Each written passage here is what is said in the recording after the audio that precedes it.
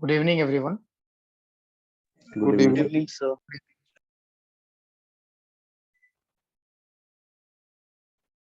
So last class में हम लोगों ने divergence theorem and Stokes theorem के बारे में डिस्कस किया था। तो पहले हम लोग स्टोक्स थ्योरम के कुछ क्वेश्चन डिस्कस करेंगे। First question is this,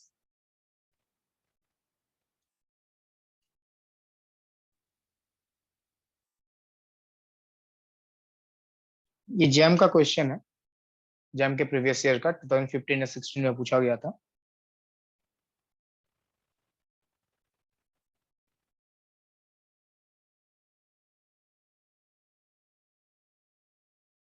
question में एक वेक्टर फील्ड गिवन है एंड इसका लाइन इंटीग्रल कैलकुलेट करना है। तो वेक्टर फील्ड का लाइन इंटीग्रल और कर्व क्या गिवन है, देखिए C is a circle. Circle का इक्वेशन है X square plus Y square equal to 4 और ये सर्कल इस प्लेन में है, z इक्वल टू 2 प्लेन में।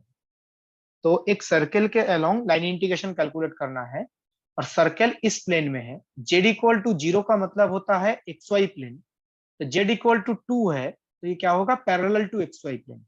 सर्कल जो है वो एक्स वाई प्लेन में नहीं है, parallel to X Y plane में है। अगर एक्स वाई प्लेन होता तो z का वैल्यू 0 होता। तो अगर हम इसको ड्रॉ करें,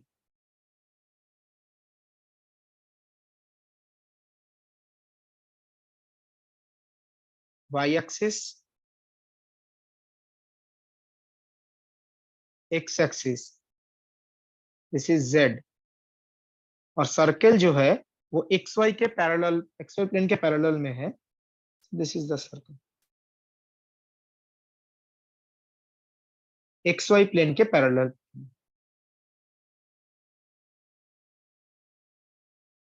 दिस इज सी। इसका इक्वेशन क्वेश्चन में गिवन है X square plus Y square equal to 4, मतलब रेडियस कितना है, 2 यूनिट्स। ठीक है, तो यहाँ पे आप बताइए, ये क्लोज्ड कर्व है और ये क्लोज्ड कर्व इस एरिया को बाउंड कर रहा है। ये सरफेस ओपन सरफेस है या क्लोज सरफेस है? Open surface. ओपन सरफेस, जैसे वॉल्यूम को तो इनक्लोज नहीं कर रहा है। कर्व जो है वो क्लोज्ड है बिकॉज ये एरिया को इनक्लोज कर रहा है, बट ये एरिया वॉल्यूम को तो इनक्लोज नहीं कर रहा है, तो ये ओपन सरफेस है बाउंडेड बाय क्लोज्ड कर्व, जैसा स्टोक्स थ्योरम में बताया गया था। Open surface bounded by a simple closed curve C. तो यहाँ पे हमें लाइन इंटीग्रेशन कैलकुलेट करने को बोला गया है। तो आप लाइन इंटीग्रेशन भी कैलकुलेट कर सकते हो या इसको सरफेस इंटीग्रेशन में भी कन्वर्ट कर सकते हैं using Stokes theorem. So line integration of the vector field f along the curve C will be equal to surface integration of curl of f.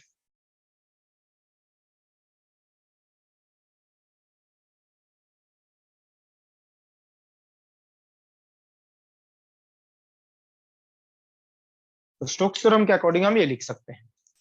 Now just जो वेक्टर फील्ड गिवन है इसका curl calculate कीजिए। Curl calculate करने का formula बताया गया था Cartesian coordinate में।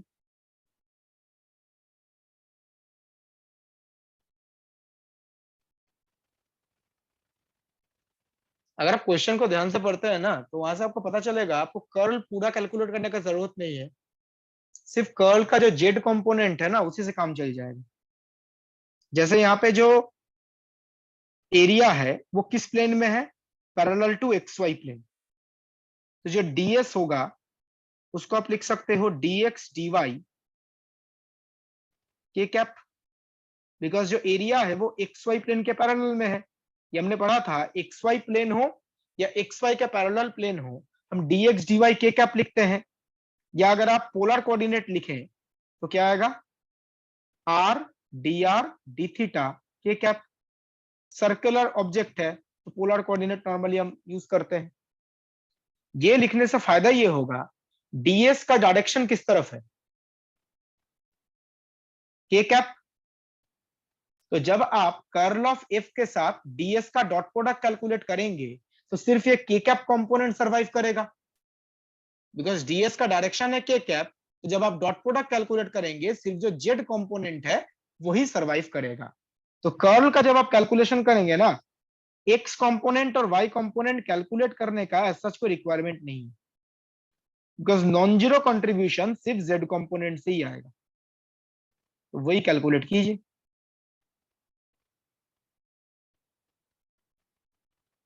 बिकॉज डीएस का डायरेक्शन के कैप है, तो यही कंपोनेंट नॉन जीरो कंट्रीब्यूशन देगा।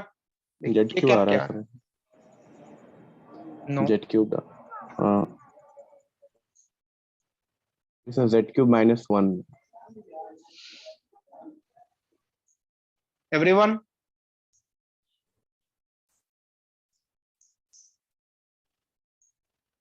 जेड क्यूब आ रहा है, जेड क्यूब -1 आ रहा है या दूसरा कुछ आ रहा है? Z cube -1। तो ये आएगा जेड क्यूब -1, बाकी कंपोनेंट कुछ भी आता रहे। तो जब आप ये डॉट प्रोडक्ट कैलकुलेट करेंगे,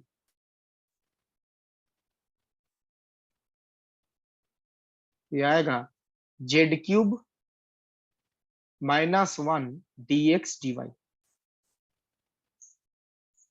इस क्वेश्चन में ना, अगर आप एक्स वाई में भी रखो, आप बोल सकते हो सर्कुलर ऑब्जेक्ट है तो आर थीटा में क्यों नहीं लिख रहे हैं? आर थीटा में बिल्कुल लिख सकते हैं, बट इस क्वेश्चन में इंटीग्रल ऐसा है, जब एक्स वाई में भी रखोगे ना तो कैलकुलेशन में इतनी मुश्किल नहीं होगी। क्योंकि आप नोटिस करो, यहाँ पे जेड वेरिएबल है या कांस्टेंट है? Constant. Constant. Constant.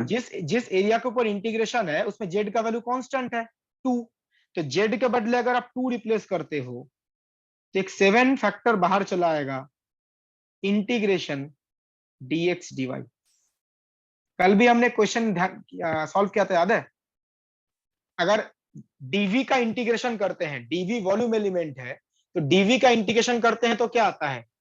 Total volume. Total. यहाँ पे जो dx dy है ये एरिया एलिमेंट है, एरिया एलिमेंट Yes. का इंटीग्रेशन करेंगे तो टोटल एरिया आएगा। तो वॉल्यूम एलिमेंट का इंटीग्रेशन करते हैं तो टोटल वॉल्यूम आता है, एरिया एलिमेंट का करेंगे तो टोटल एरिया आएगा। यहाँ पे सर्कल का एरिया होगा pi R square, R is 2 units, answer is 28 pi.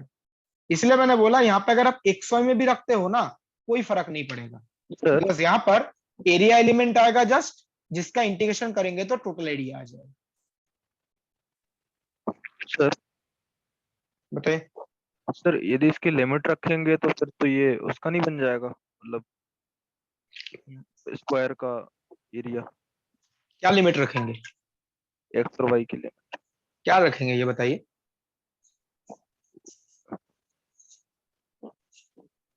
Limit क्या होगा? स्क्वायर क्यों बनेगा? है सर्कल, स्क्वायर क्यों बनेगा? लिमिट से 0 to 2 एक्स में, वाई में 0 to 2। तो लिमिट ही गलत है, तो स्क्वायर ही बनेगा। यहाँ पे एक्स और वाई का लिमिट एक दूसरे पे डिपेंड करता है, तो आप दोनों को इंडिपेंडेंट कैसे मान सकते हैं? 0 to 2 0 to 2। सर एक्स का Yes, 4 sir. Minus Y square root होगा ना। यस राइट, वाई का Yes, लिमिट एक्स पे डिपेंड करेगा। Okay sir. और इंटीग्रेशन करना हो ना तो बेस्ट वे है, अगर इंटीग्रेशन करने की जरूरत पड़े, जैसे यहाँ पे हमने एरिया वाला कॉन्सेप्ट यूज कर लिया, अगर इंटीग्रेशन करना पड़ता, लिमिट यूज करना पड़ता, तो बेटर है इसको आप पोलर में चेंज कर लो। पोलर में लिमिट में गलती होने का चांस कम। तो अगर आपको लिमिट यूज करना पड़े तो इसको लिख लो R D R D theta. R का लिमिट क्या होगा? 0 to 2। 0 to 2 जो रेडियस है, और थीटा का लिमिट 0 to 2 0 to 2। यही बात। तो अगर किसी क्वेश्चन में लिमिट पुट करने का जरूरत पड़ जाए, बेटर है उसको आर थीटा में चेंज कर लो। एक्स वाई में रखेंगे तो लिमिट गलत पुट करने का चांस बढ़ जाता है। ठीक है, इससे भी कैलकुलेट करो, यही आंसर आएगा।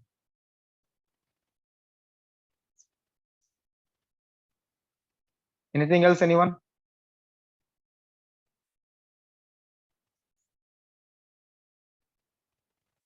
आप डायरेक्ट लाइन इंटीग्रेशन भी कैलकुलेट कर सकते हो। अगर आप डायरेक्ट लाइन इंटीग्रेशन कैलकुलेट करोगे तो हम पोलर कोऑर्डिनेट यूज करेंगे। सर्कल के अलोंग लाइन इंटीग्रेशन कैसे कैलकुलेट करना होता है ये हमने पहले भी डिस्कस किया है। तो डायरेक्ट लाइन इंटीग्रेशन भी कैलकुलेट कर सकते हो, कोई दिक्कत नहीं है। आंसर सेम आएगा। तो दोनों तो इक्वली है ना, अब ये कैलकुलेट करो ये कैलकुलेट करो, रिजल्ट तो सेम आने वाला है। अब हो सकता है इसमें कैलकुलेशन थोड़ा लेंदी हो जाए, वो प्रॉब्लम पे डिपेंड करता है, आएगा तो सेम आंसर ही। सर इसमें अगर dx dy की लिमिट्स रखें तो सर पहले अगर हम dx dy लिखते हैं तो y के लिए हम कांस्टेंट लिमिट्स लेंगे और x के लिए 0 to 4 माइनस वाई स्क्वायर का स्क्वायर रूट। 0 टू क्यों होगा, -2 प्लस होगा। ये सर -2, हाँ माइनस ऑफ रूट टर्म और 2 + 2 रूट टर्म। और जैसे सर हमने x, जैसे हमने मल्टीपल इंटीग्रल में पढ़ा था। अच्छा सर, और y में सर -2 से सॉरी y में -2 से 2 तक रखेंगे ना। Okay sir, thank you.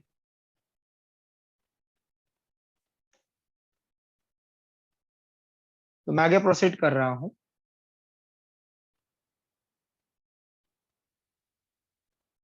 Please try this question.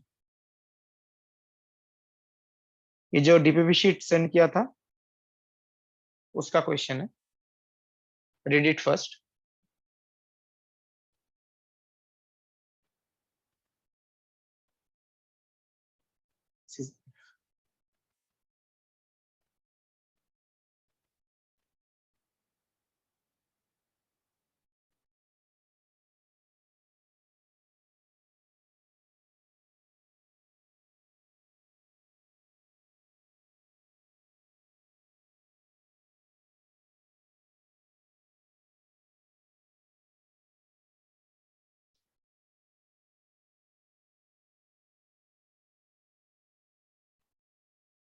इस क्वेश्चन में एक वेक्टर फील्ड गिवन है,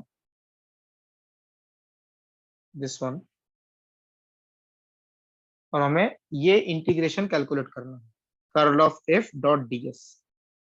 सरफेस क्या है, evaluated on the curved surface of the hemisphere. Hemisphere का जो कर्व्ड सरफेस है, और यहाँ पे अपर हेमिस्फीयर है या लोअर हेमिस्फीयर है, ये अपर हेमिस्फीयर। क्योंकि जेड ग्रेटर देन 0।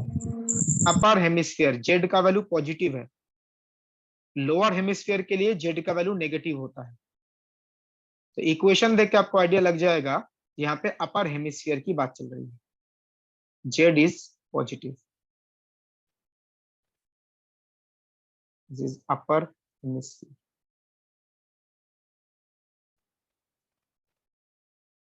तो अपर हेमिस्फीयर का जो कर्व सरफेस है उसके ऊपर इंटीग्रेशन करना है। तो देखिए, लेट्स ड्रॉ इट फर्स्ट।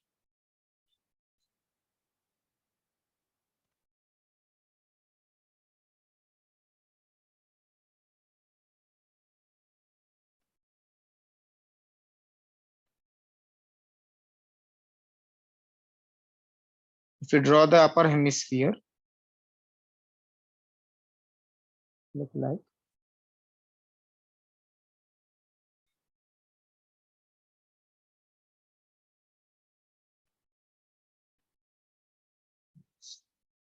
इसका जो कर्व सरफेस है उसके थ्रू हमें ये इंटीग्रेशन कैलकुलेट करना है, कर्व सरफेस के ऊपर।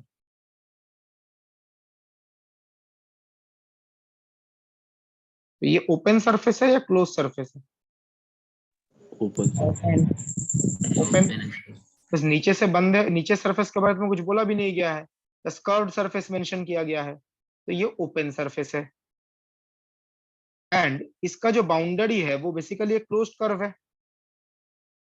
यस सर, इसका बाउंड्री मतलब ये, क्लोज कर। इसका शेप क्या है, क्या कौन सा कर्व है ये, सर्कल है sir. Right, circular ring. Yes तो क्वेश्चन में ये ओपन सरफेस गिवन है जिसका बाउंड्री एक सर्कुलर रिंग है।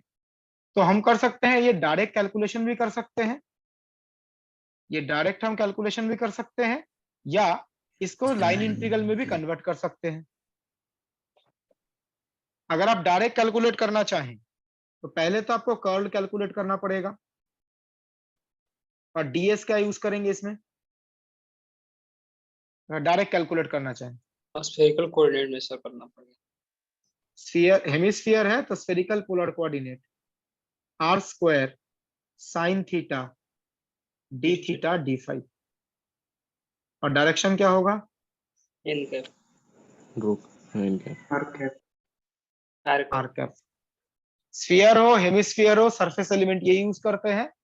तो अगर आप डायरेक्ट कैलकुलेट करना चाहो, पहले कर्ल ऑफ एफ कैलकुलेट करो, इसका कर्ल, और डीएस के बदले ये रिप्लेस कर दो।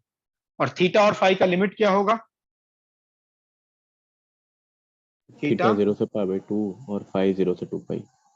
राइट, अपर हेमिस्फीयर के लिमिट्स बताए गए थे, theta 0 to pi by 2 and phi 0 to 2 पाई।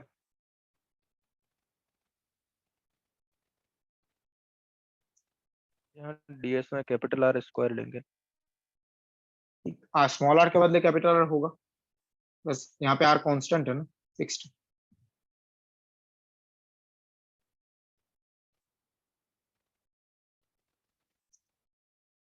और अगर आप स्टोक्स थ्योरम यूज करना चाहे वो भी कर सकते हैं। स्टोक्स थ्योरम के according this surface integral curl of F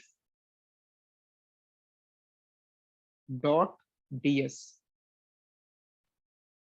this surface integral is equal to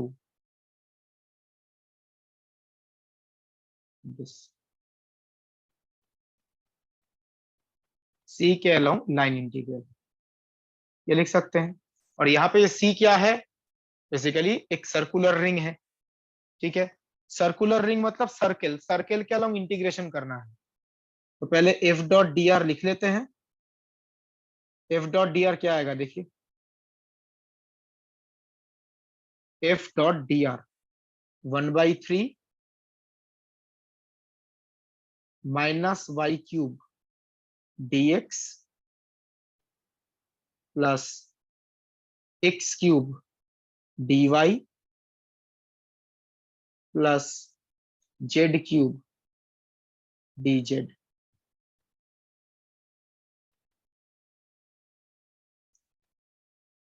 अब आप मुझे बताइए सर्कल जो है इसका इक्वेशन क्या है? बस जेड स्क्वायर हटा देंगे सर।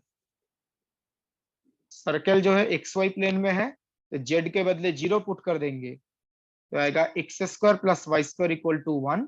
और इसमें जेड का वैल्यू 0 है बिकॉज ये सर्कल एक्स वाई प्लेन में है।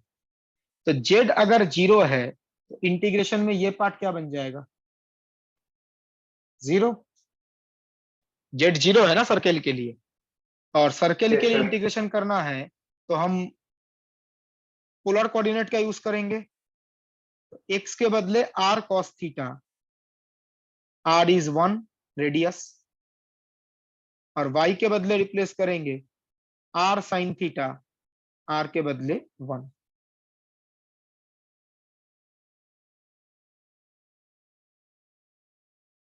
तो dx आ जाएगा minus sign theta D theta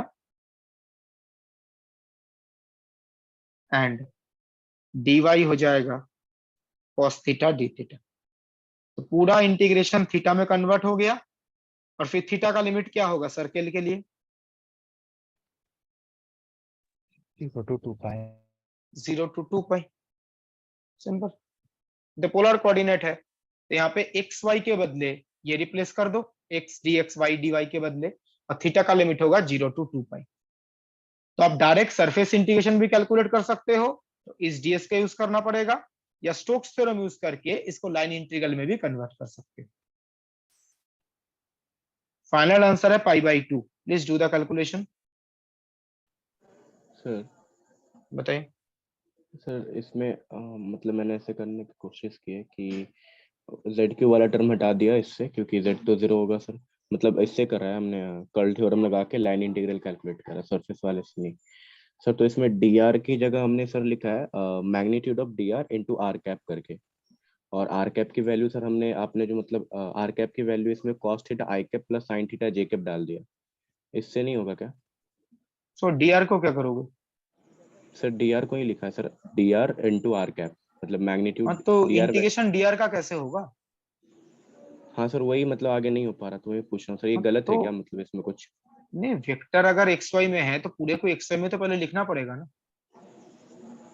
हम्म, अगर आप आपका एक पार्ट एक्स वाई में है, एक पार्ट आर में है, डी आर लिख रहे हो, तो इस इंटीग्रेशन को सॉल्व कैसे करोगे?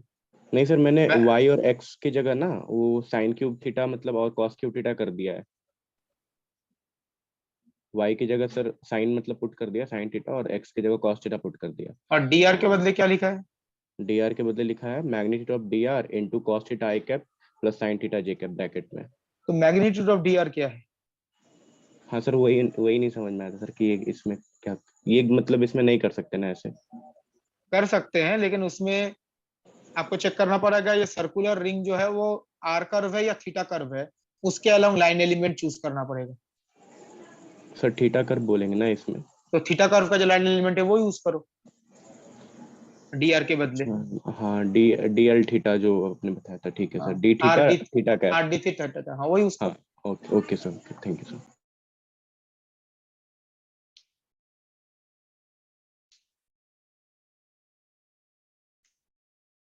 Method clear everyone? Yes sir. तो मैं आगे प्रोसीड कर रहा हूं।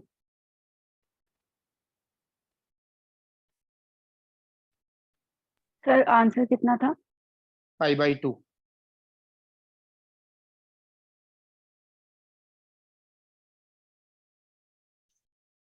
ये जैम 2016 का क्वेश्चन।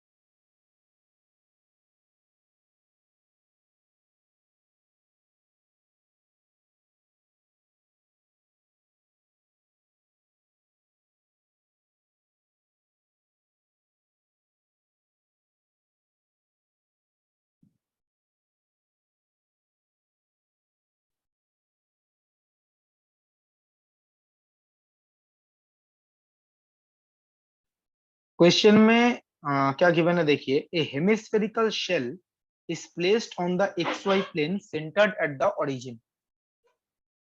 तो एक हेमिस्फेरिकल शेल है placed on the XY plane. Placed on the XY plane का मतलब upper hemisphere lower hemisphere. Upper hemisphere. Upper hemisphere because यहाँ पे upper hemisphere on the XY plane बोला गया है। यस ऑन द मतलब XY प्लेन के ऊपर। तो X axis, Y axis, Z axis, जैसे पिछले क्वेश्चन में ड्रॉ किया था वैसे ही एक हेमिस्फीयर है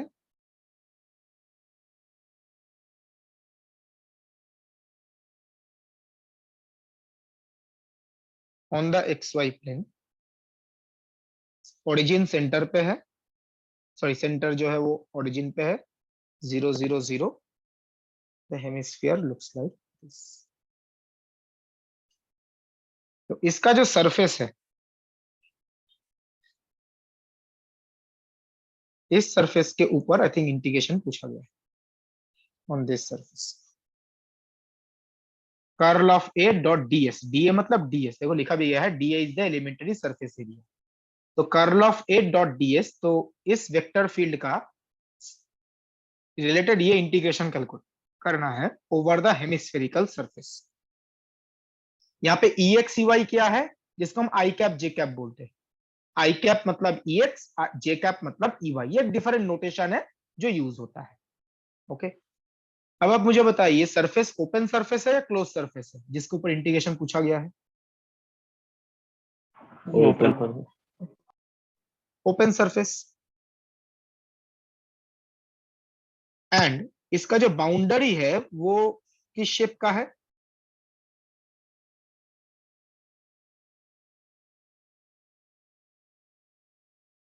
अभी तो पिछले क्वेश्चन में बताया था, सर्कुलर ही है सर। ओपन है sir. Circular ring. Ring open sir. Same ही तो है पिछले क्वेश्चन जैसा, एग्जैक्टली सेम। अब पिछले क्वेश्चन में बोला गया था आप डायरेक्ट सरफेस इंटीग्रेशन भी कैलकुलेट कर सकते हो, इसे डायरेक्ट सरफेस इंटीग्रेशन भी कैलकुलेट कर सकते हैं, या लाइन इंटीग्रल में कन्वर्ट करके भी क्वेश्चन सॉल्व कर सकते हैं, आंसर सेम आएगा। बट इस केस में डायरेक्ट सरफेस इंटीग्रेशन कैलकुलेशन इतना आसान होगा नहीं। एक जगह पे 0 हो रहा है ना, उस पे मतलब नॉट डिफाइंड हो रहा है z इक्वल टू z वाले एक्सिस पे। नॉट डिफाइंड क्यों? सर x y दोनों 0 कर देंगे सर ना वहाँ पे हम ऊपर वाले पॉइंट पे सर, तो फील्ड तो डिफाइन ही नहीं होगा सर z के, जहाँ पे z एक्सिस है ना सर, वहाँ पे जहाँ पे वो स्फीयर का रेडियस जहाँ पे सर affect इसका कर रहा है। रेडियस नहीं दिया है वहाँ, या कोई इक्वेशन नहीं दिया है हेमिस्फेरिकल का। रेडियस का सच में जरूरत नहीं पड़ेगा इस क्वेश्चन में, ये भी थोड़ी देर बाद आपको समझ में आएगा। सरफेस इंटीग्रल करने पर सर देखिए ये वेक्टर फील्ड है ना, यहां पर ये वेक्टर फील्ड अगर आप 0 0 पे चेक करो, मतलब जहां पे x और y दोनों 0 होंगे वहां पे डिफाइंड होगा ये, जहां पे नहीं x सर, और y दोनों 0 बन गए नहीं सर, 0 by 0 फॉर्म आ जाएगा, तो is not defined at x equal to 0 y equal to 0। x और y जब दोनों 0 बन जाएंगे तो एक 0 by 0 फॉर्म आएगा, तो दिक्कत हो जाएगी, 0 by 0 फॉर्म आ रहा है, ठीक है। अब जिस सरफेस के ऊपर इंटीग्रेशन करने को बोला गया है उस सरफेस के ऊपर इस पॉइंट को कंसीडर करो, टॉप पॉइंट। हमें इस सरफेस के ऊपर इंटीग्रेशन करना है, मतलब सारे पॉइंट्स के लिए इस सरफेस के ऊपर ये भी एक पॉइंट आएगा, इस पॉइंट का कोऑर्डिनेट क्या है, एक्स वाई 0 0 और z कोऑर्डिनेट होगा r, जो स्फीयर का रेडियस है r मान लेते हैं, दिस रेडियस। तो जो टॉप मोस्ट पॉइंट है हेमिस्फीयर के ऊपर, इसका कोऑर्डिनेट है 0 0 r। अब बताइए इस पॉइंट पे इस फील्ड का फॉर्म क्या आएगा, कैलकुलेट करेंगे तो 0 by 0 आ रहा है, इनडिटरमिनेट आ रहा है सर। तो इसीलिए हम इसका सरफेस ये डायरेक्ट कैलकुलेशन नहीं कर सकते, because this field is not defined eight all points on the surface.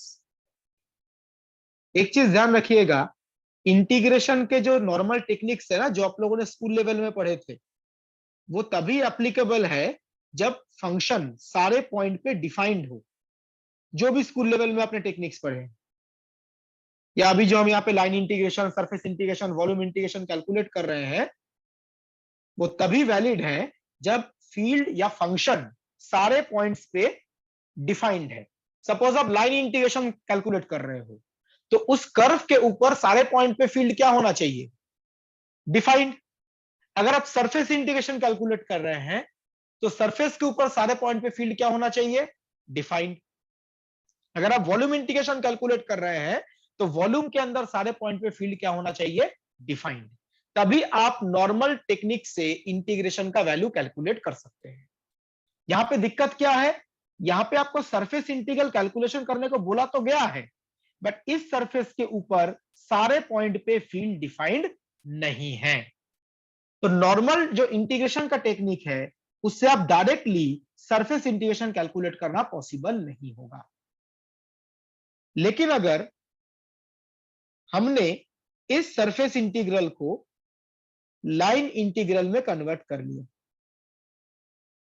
तो क्वेश्चन में इंटीग्रेशन था curl of E dot ds, इसका integration according to Stokes theorem इसको हम क्या लिख सकते हैं,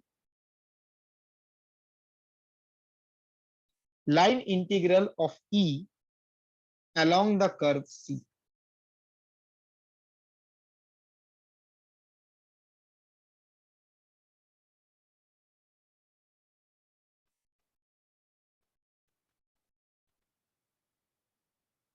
line integral of vector E along the curve C। अब आप मुझे बताइए, लुक एट द पॉइंटर, ये एक C है, इस कर्व के ऊपर फील्ड डिफाइंड है या नॉट डिफाइंड है, डिफाइंड है सर। कर्व के ऊपर तो डिफाइंड है। Yes. सरफेस के लिए प्रॉब्लम क्या Defined है था? सरफेस के लिए कुछ पॉइंट्स पे फंक्शन डिफाइंड नहीं था, but the field is defined on the curve C. सारे पॉइंट पे डिफाइंड है।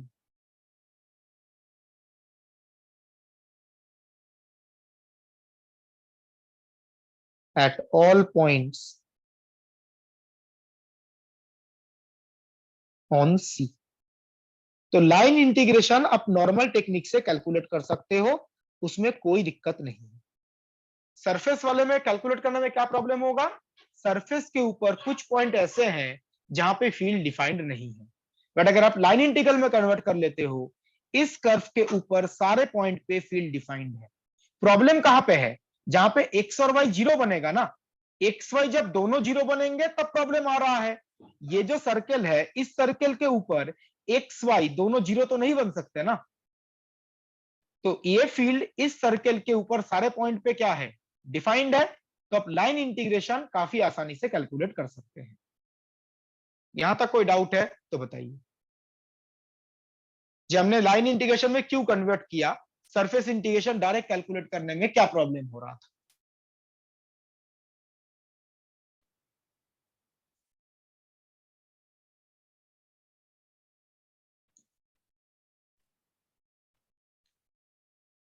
किसी ने पूछा है पिछले क्वेश्चंस में ऐसा कुछ क्यों नहीं कर रहे थे? पिछले क्वेश्चन में ऐसा फील्ड भी आया था क्या जो किसी पॉइंट पे नॉट डिफाइंड हो रहा था? इसके पहले जो हमने दो क्वेश्चन डिस्कस किए वो चेक करके देखिए, वो सारे पॉइंट पे डिफाइंड है, इसलिए प्रॉब्लम आया भी नहीं था। ये तो फील्ड का प्रॉपर्टी है ना, अगर किसी पॉइंट पे फील्ड डिफाइंड नहीं है, वो फील्ड का खुद का प्रॉपर्टी है, वो हम सारे क्वेश्चन में तो अप्लाई नहीं कर सकते ना, वो क्वेश्चन बाय क्वेश्चन आपको फील्ड चेक करना पड़ेगा। और यहाँ पे हमने इसलिए चेक किया, यहाँ पे आप नोटिस करो जो फील्ड गिवन है वो बेसिकली एक रैशनल नंबर, जैसे रैशनल नंबर होता है ना, p बाई क्यू, फ्रैक्शन के फॉर्म में गिवन है। फंक्शन जब ऐसे फंक्शन फ्रैक्शन के फॉर्म में गिवन होता है ना, तभी हम बेसिकली चेक करते हैं। फंक्शन जब ऐसे फ्रैक्शन के फॉर्म में गिवन होता है तभी हम चेक करते हैं फील्ड कहीं पे नॉट डिफाइंड तो नहीं है। तो लाइन इंटीग्रल में आपने कन्वर्ट कर लिया, now solve it. E dot dl क्या आ जाएगा? Minus y d x plus x d y upon x square plus Y square.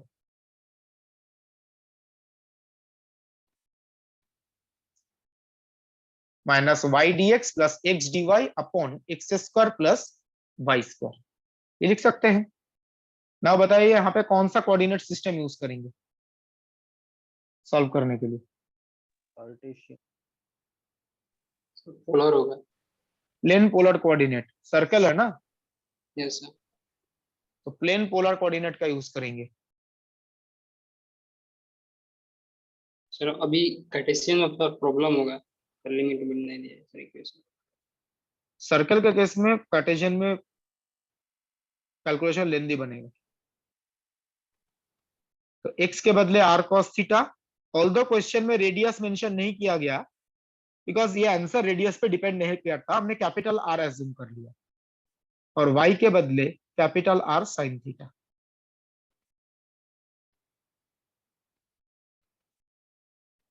तो यहाँ पे अगर आप डेरिवेटिव करेंगे, देखिए dx इक्वल टू आएगा minus R sin theta D theta, और dy आएगा R cos theta D theta.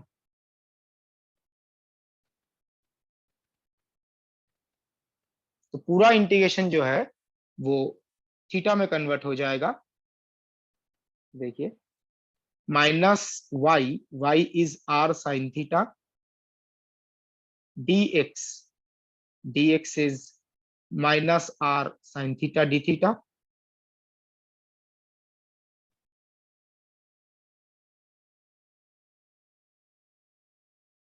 plus x dy. X is r cos theta and dy is r cos theta d theta.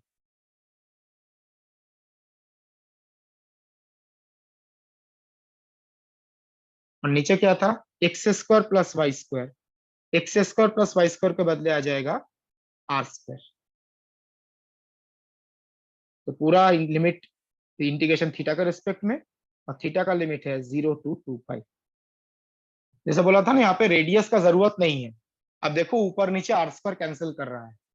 Radius कुछ भी हो circle का या sphere का, answer में कोई फर्क पड़ेगा ही नहीं. ऊपर नीचे ये आर स्क्वायर कैंसिल कर जाएगा. इसीलिए क्वेश्चन में ये रेडियस को स्पेसिफिकली मेंशन नहीं किया गया है. तो sine square theta plus cos square theta 1 आ जाएगा. तो integration d theta from 0 to 2 pi. Answer is 2 पाई.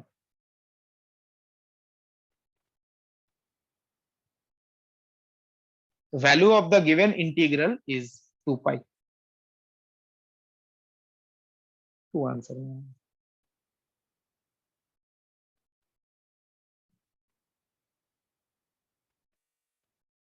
इस क्वेश्चन में जो मोस्ट कॉमन मिस्टेक है ना, जो इस बार ये क्वेश्चन पूछा गया था, उस बार जो स्टूडेंट ने परफॉर्म किया था, क्वेश्चन में तो एक सरफेस इंटीग्रल कैलकुलेट करने को बोला गया है ना. आप इस वेक्टर फील्ड का कर्ल कैलकुलेट करके देखो, 0 आ रहा है.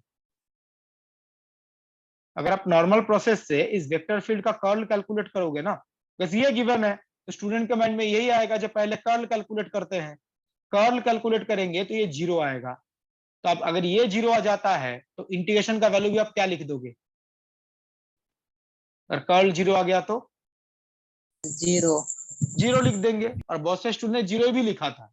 लेकिन इसमें दिक्कत ये है, यहाँ पे फील्ड जो है वो एक पॉइंट पे डिफाइंड नहीं है. फील्ड अगर डिफाइंड ही नहीं है तो आप उसका कर्ल कैसे कैलकुलेट करोगे उस पॉइंट पे? कर्ल के अंदर बेसिकली क्या होता है? कर्ल के अंदर कुछ डेरिवेटिव्स होते हैं. कर्ल का जो फॉर्मूला होता है उसमें कुछ डेरिवेटिव्स होते हैं. अगर फंक्शन डिफाइंड ही नहीं है तो आप डेरिवेटिव कैलकुलेट कैसे कर रहे हो? तो डायरेक्ट हम इसका कैलकुलेशन कर ही नहीं सकते, बिकॉज फील्ड सरफेस के ऊपर कुछ पॉइंट पे डिफाइंड नहीं है. डिफाइंड नहीं है तो डिफरेंशिएबल नहीं होगा, तो कर्ल कैलकुलेशन तो पॉसिबल ही नहीं होगा. बस कर्ल के अंदर कुछ डेरिवेटिव्स आते हैं. तो ये कॉमन मिस्टेक था जो स्टूडेंट ने परफॉर्म किया था. जब कर्ल कैलकुलेट किया 0 आ गया, इंटीग्रल को 0 लिख दिया, बट फील्ड जो डिफाइंड नहीं है इस पॉइंट को ध्यान ही नहीं दिया. Any question in this?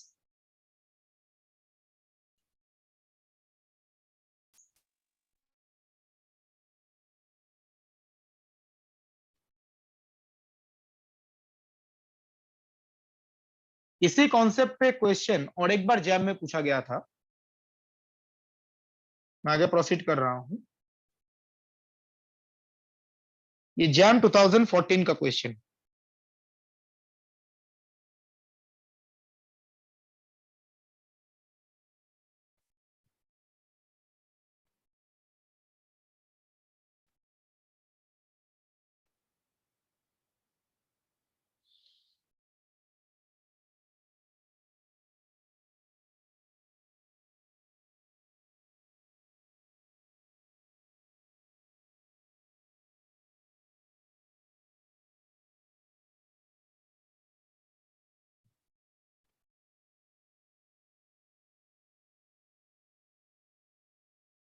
Question में देखिए, पिछले क्वेश्चन में जो वेक्टर फील्ड था ना वही गिवन है एग्जैक्टली. यहाँ पे जो आर स्क्वायर है, आर स्क्वायर के बदले आप x square plus Y square लिख सकते हैं.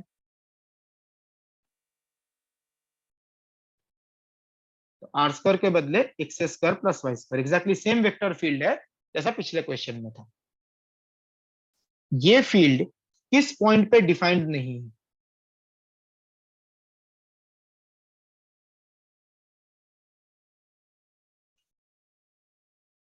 जीरो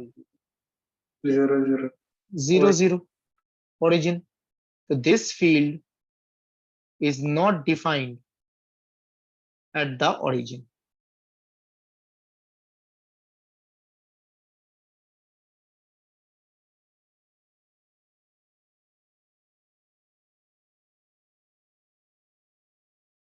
ठीक है, ये 0 0 पे डिफाइंड नहीं है। नाउ क्वेश्चन में इस कर्व के along I think line integration calculate करने को बोला गया है, इस कर्व के अलोंग लाइन इंटीग्रेशन कैलकुलेट करने को। अब मुझे बताइए जिस पॉइंट पे फील्ड डिफाइंड नहीं है, इस पॉइंट, ये पॉइंट इस कर्व के अंदर है या कर्व के बाहर है? बाहर है सर। बाहर है, तो this field is outside the given curve.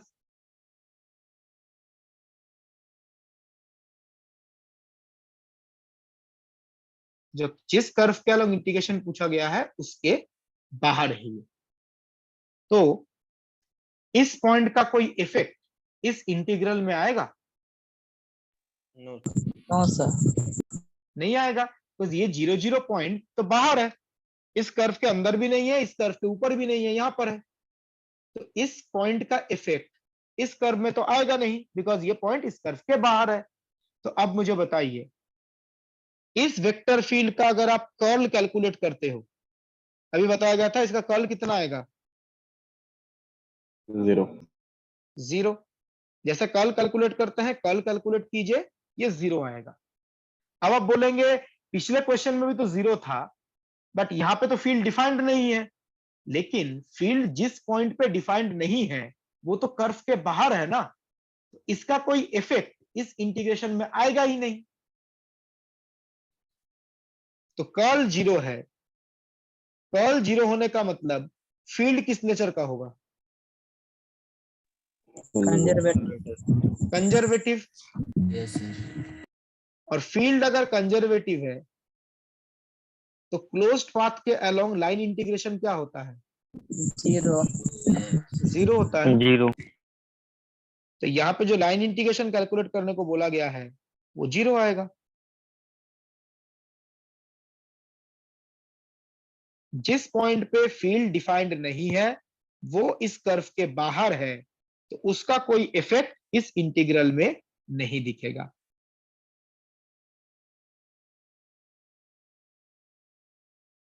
तो करेक्ट आंसर कौन सा है? सी। तो सेम वेक्टर फील्ड है। क्वेश्चन से वाला क्या है? पिछले क्वेश्चन में जिस पॉइंट पे डिफाइंड नहीं था वो सरफेस के ऊपर आ गया था, यहां पे जिस पॉइंट पे डिफाइंड नहीं है वो कर्व या सरफेस के बाहर है, इसलिए कोई इफेक्ट नहीं आ रहा है।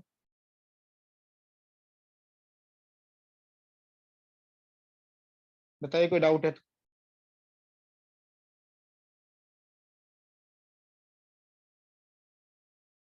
सर इसमें अगर x0 y0 दिया नहीं होता सर, तब तो हम वो ए वाला ऑप्शन मारते ना।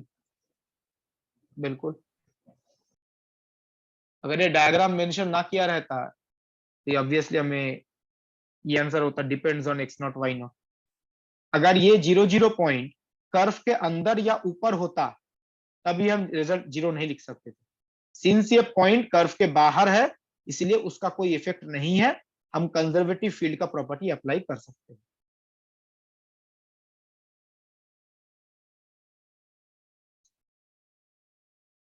Anything else anyone?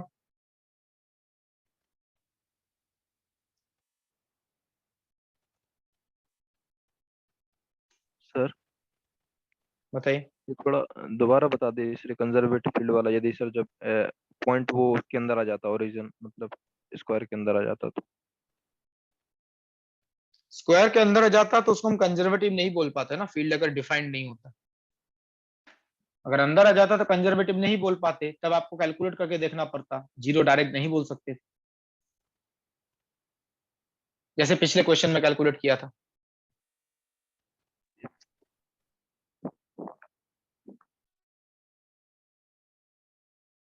Sir sir origin यदि इसके अंदर आ जाएगा और लाइन इंटीग्रल भी 0 आ जाता है तो तब बोल देंगे ना इसे कंजर्वेटिव? लाइन इंटीग्रल 0 आ ही नहीं सकता अगर पॉइंट अंदर आ गया।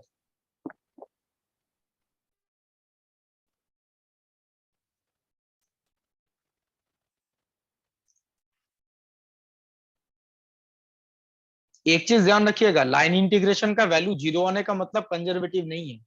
अगर फील्ड कंजर्वेटिव है तब लाइन इंटीग्रल 0 आएगा, ऐसा भी हो सकता है जो ऐसा कोई फील्ड हो जिसके लिए लाइन इंटीग्रल 0 आ जाए, इसका मतलब नहीं है उसको कंजर्वेटिव बोल देंगे।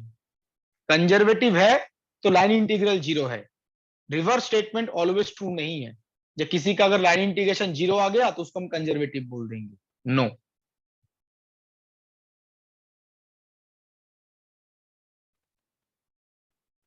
कंजर्वेटिव चेक करने का क्या तरीका है?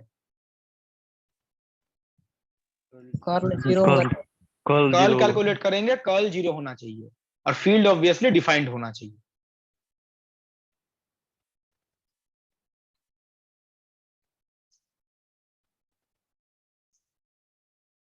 मैं आगे प्रोसीड कर रहा हूं। नाउ हमने दो थ्योरम्स के बारे में डिस्कस किया है, एक गॉस डाइवर्जेंस थ्योरम और दूसरा Stokes curl theorem. Now books में, सारे बुक्स में ऑलमोस्ट और एक थ्योरम के बारे में मेंशन किया रहता है, कौन सा? Green theorem. Green's theorem. लेकिन हम ग्रीन्स, ध्यान रखिएगा, जो ग्रीन्स थ्योरम है ना वो स्टोक्स थ्योरम का ही एक स्पेशल केस है। जो हमने अभी स्टोक्स थ्योरम पढ़ा उसी का एक स्पेशल केस है ग्रीन्स थ्योरम। कैसे? देखिए, ग्रीन्स थ्योरम मतलब जितने क्वेश्चन जो ग्रीन थ्योरम के है ना वो आप स्टोक्स थ्योरम से सॉल्व कर सकते हैं। मतलब अलग से ये थ्योरम याद रखने का रिक्वायरमेंट है नहीं।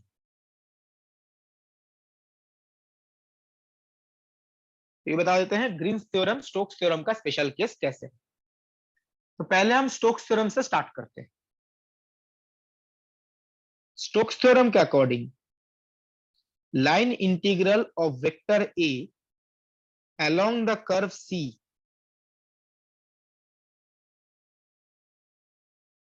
is equal to surface integral of curl of A.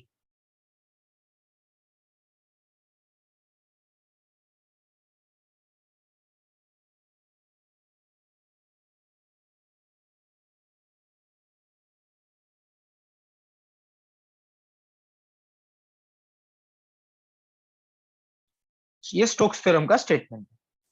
अब यहां पर जो वेक्टर ए है ये कहीं पे भी हो सकता है। वेक्टर ए 3 डायमेंशनल स्पेस में कहीं पे भी हो सकता है। जो ds है या जो एस सरफेस है ये भी 3 डायमेंशन में कहीं पे भी हो सकता है।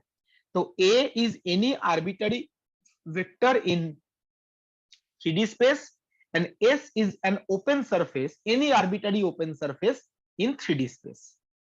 Now यहाँ पे जो मैंने बोला स्पेशल केस, यहाँ पे कुछ स्पेशल केस एज्यूम करते हैं, देखेंगे। सपोज जो वेक्टर A है that is in XY plane.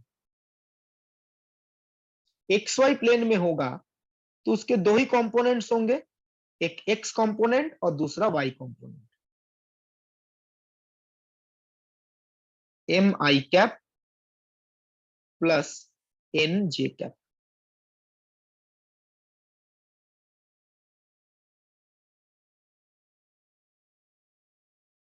तो वेक्टर को हमने मान लिया XY प्लेन में है तो दो कंपोनेंट्स होंगे MI cap NJ cap, Z component 0 होगा।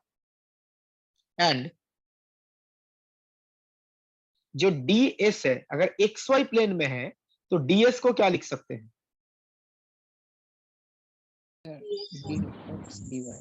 dx dy डायरेक्शन ठीक है।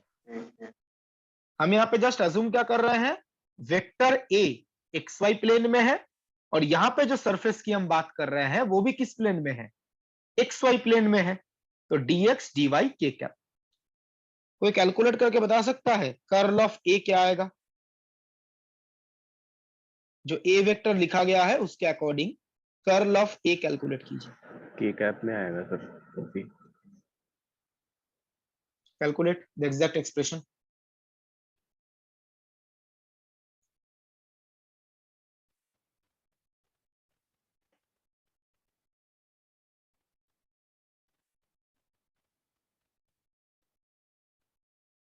del n by del x minus del m by del x.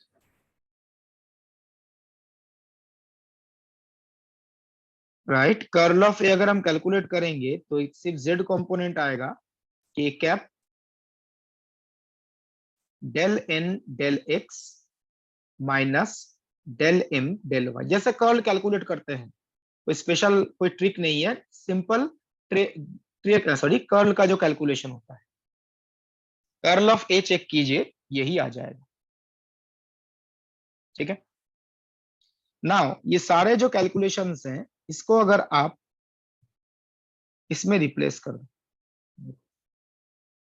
A vector क्या है, ए वेक्टर है M I cap plus N J cap, और D R क्या है, D X I cap D Y J cap. तो A dot D R आ जाएगा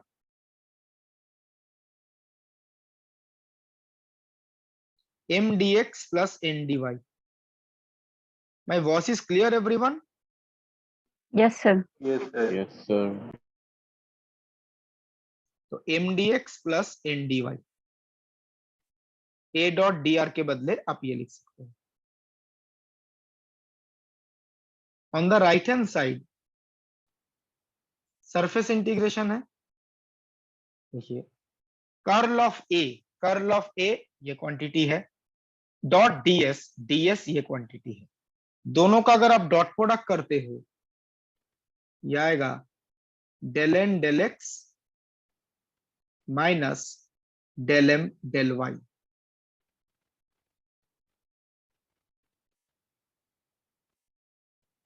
dx dy,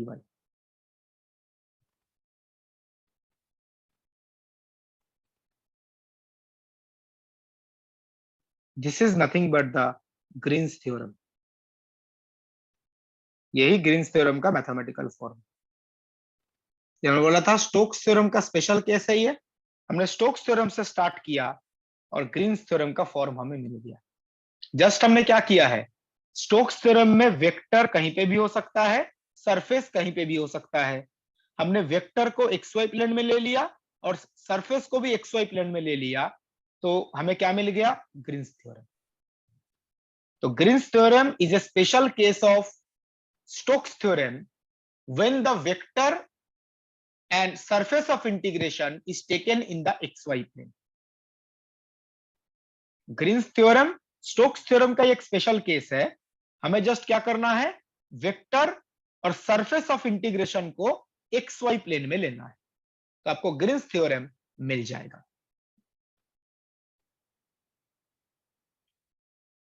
clear everyone? Yes sir.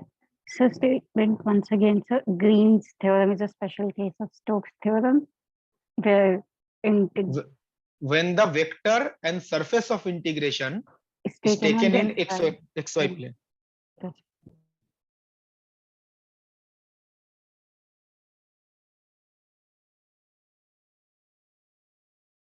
तो एक क्वेश्चन डिस्कस करते हैं इससे रिलेटेड।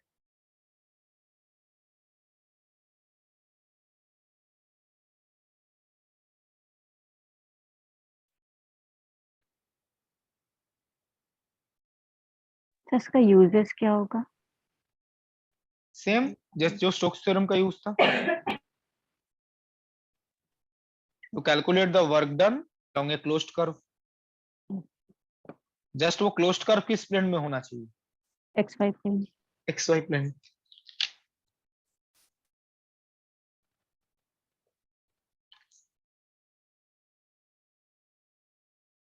सर बताइए। फिर वैसे तो हम मतलब किसी भी दो प्लेन को उठा के कर सकते हैं ना उसमें? बिल्कुल कर सकते हैं, जो स्टैंडर्ड लिटरेचर में है मैंने वही बताया।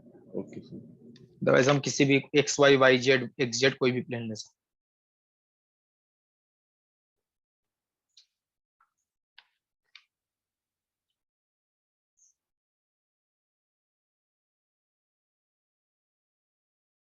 Let's start this question। ये DU के MSc एंट्रेंस में 2 बार पूछा गया है।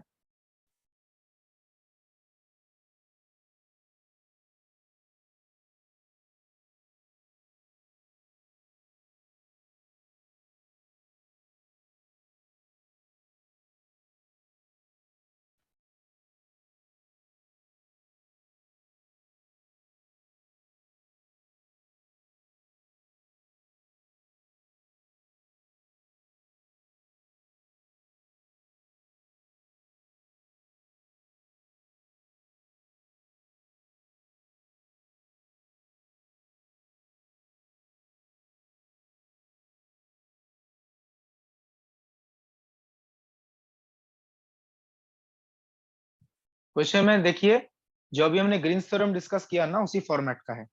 Just look at the integral. m dx, m is this, plus n dy। m dx plus n dy इस फॉर्मेट का लाइन इंटीग्रेशन। और यहाँ पे किसके अलोंग इंटीग्रेशन है? c be a unit circle travelled counter clockwise. तो line integration of m dx plus n dy, जो ये फॉर्मेट है,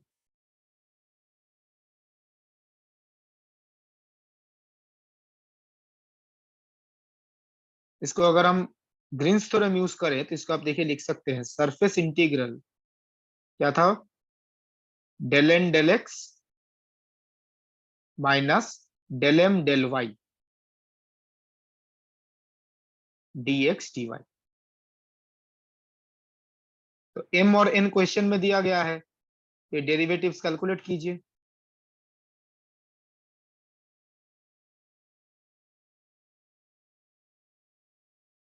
तो डेल एम डेल एक्स अगर हम कैलकुलेट करें, del n del x sorry, तो एक्स क्यूब का पार्शियल डेरिवेटिव एक्स के रिस्पेक्ट में आएगा 3x² minus del m del y होगा -3y² इंटू dx dy।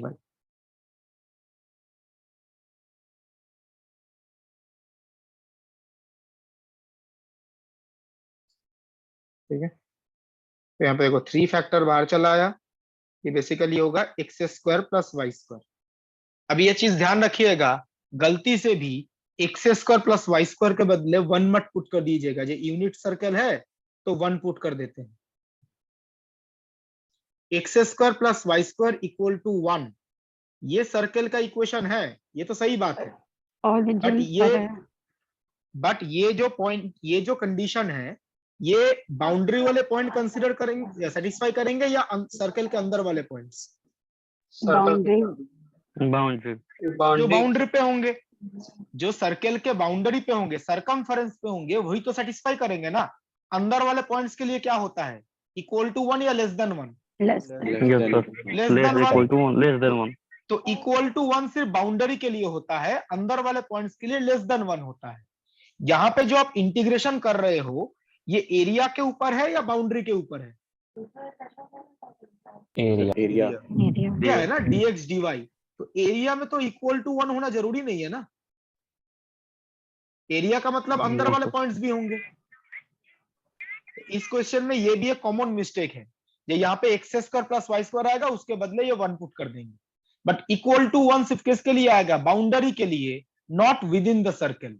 यहाँ पे एरिया इंटीग्रेशन है, तो एरिया का मतलब अंदर वाले पॉइंट्स भी आ जाएंगे, और अंदर वाले पॉइंट्स के लिए इक्वल टू नहीं 1 होता, लेस देन 1 होता है। तो यहाँ पे क्या होगा? पोलर कोऑर्डिनेट का यूज करेंगे। x के बदले क्या रिप्लेस करेंगे? r cos theta. r variable है या फिक्स्ड होगा? वेरिएबल वेरिएबल, बिकॉज ये सरफेस इंटीग्रेशन है, एरिया दोनों वेरिएबल होंगे, r and theta.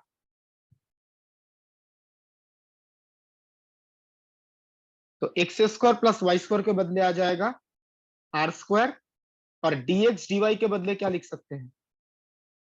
r dr d theta, area element. ये भी तो एरिया एलिमेंट ही था ना, पोलर में क्या होगा ये? अब बताइए, r का लिमिट क्या है? 0 to 1, और थीटा का limit 0 to 2 pi. Full circle है। Just solve it. Final answer is 3 pi by 2.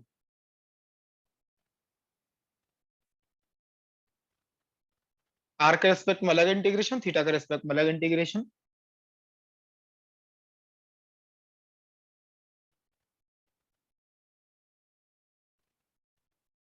अगर आपने गलती से x² प्लस y² के बदले 1 लिख दिया होता, तो इसके आंसर कुछ अलग ही आता। सर ये भी पता नहीं है ना कि सर उसका ओरिजिन क्या है, तो कैसे लिखें? सर्कल का ओरिजिन क्या है एग्जैक्ट, मतलब ओरिजिन पे ही बन रहा है उसका जो अगर ओरिजिन गिवन होता तो लिख सकते थे। नहीं लिख नहीं सकते थे, लेकिन फिर भी सर वो उस पता भी नहीं है ना सर फॉर्म कैसी है उसकी।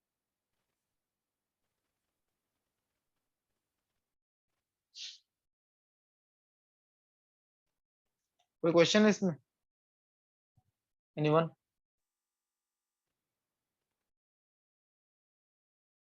No, sir.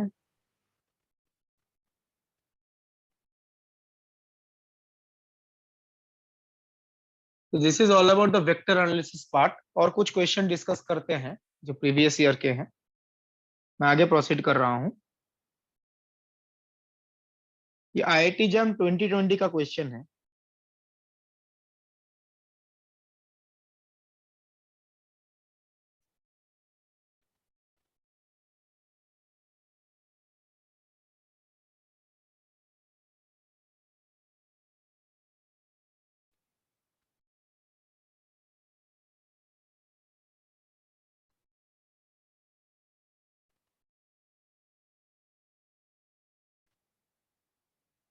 क्वेश्चन पूरा पहले 3 लाइन अच्छे से पढ़िए, बहुत सारा कुछ लिखा गया है। MSQ क्वेश्चन है, more than one option is correct.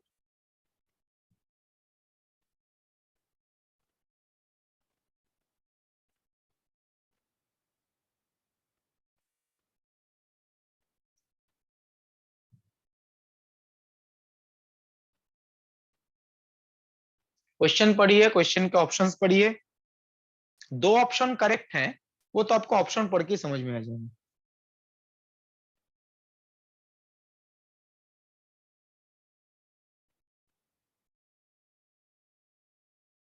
U vector function है, psi and phi scalar function है, जिसको हम vector point function, scalar point function बोल रहे थे। तो एक वेक्टर पॉइंट फंक्शन है, 2 स्केलर पॉइंट फंक्शन है। Unit vector n cap is normal to the surface ds। तो ds के साथ नॉर्मल डायरेक्शन को इन कैप बोला गया। dv is the volume element, dl is the line element. Standard notation है, dl line element, dv volume element, ds area element, और area का जो डायरेक्शन है उसको इन कैप बोला गया है। Then which of the following relation is correct? Look at the options, कौन सा ऑप्शन करेक्ट है? 2 ऑप्शन करेक्ट है तो देख के समझ में आ जाएगा। करेक्ट है। फर्स्ट वन, ये तो डाइवर्जेंस थ्योरम ही है, Gauss divergence theorem. Yes sir. और फोर्थ वन जो है ये स्टोक्स थ्योरम है। यस ये सर। 2 थ्योरम तो हमने पढ़े ही, ये डाइवर्जेंस थ्योरम है और ये स्टोक्स थ्योरम है। तो ये दोनों करेक्ट तो होंगे ही। बाकी बचा बी एंड सी। बी और सी में से कौन सा करेक्ट है ये हमें चेक करना है।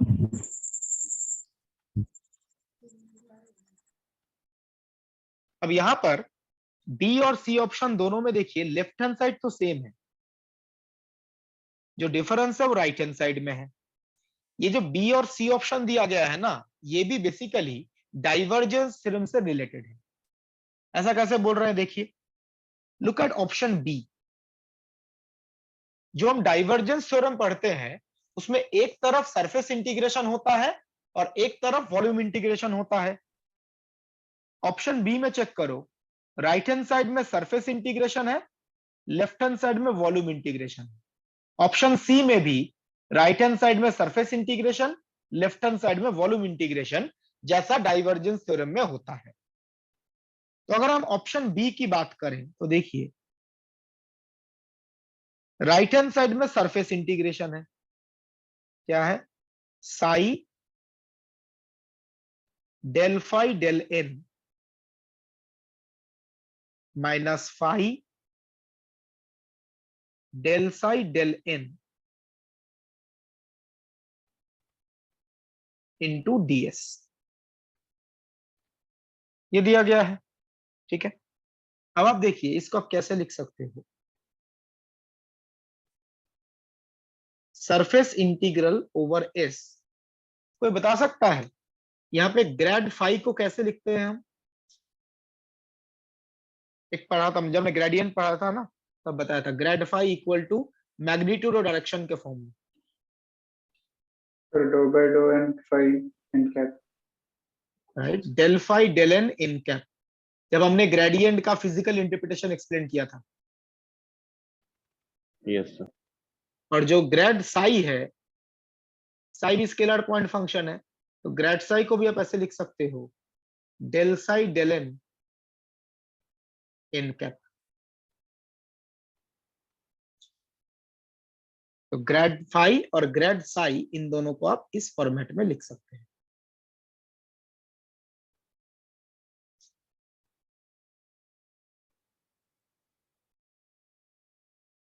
तो यहां पे आप नोटिस करो, ये जो डेल फाई डेल एन है, ये ग्रेड फाई का ही मैग्नीट्यूड है, और जो डेल साई डेल एन है वो ग्रेड साई का मैग्नीट्यूड है। तो इसको आप लिख सकते हैं psi grad phi minus phi grad Sai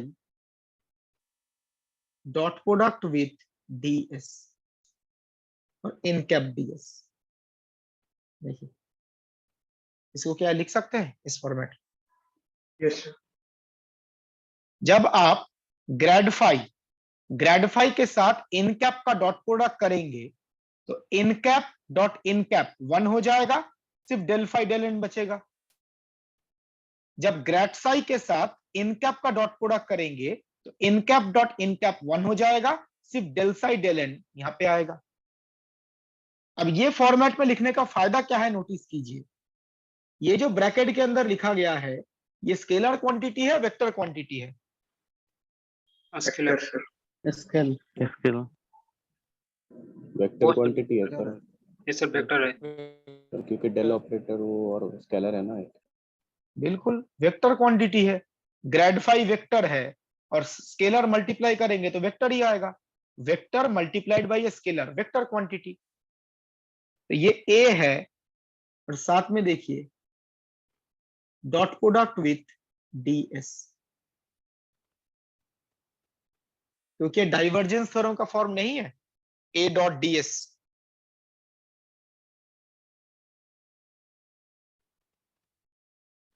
तो यहां पे डाइवर्जेंस थ्योरम अप्लाई करके इसको क्या लिख सकते हैं,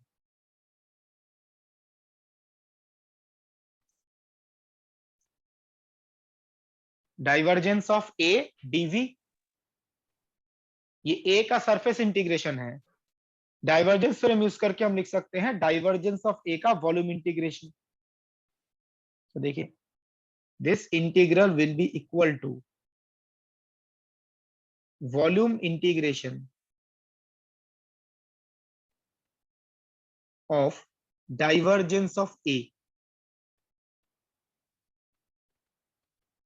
तो डाइवर्जेंस ऑफ a क्या है, psi grad phi minus phi grad Sai.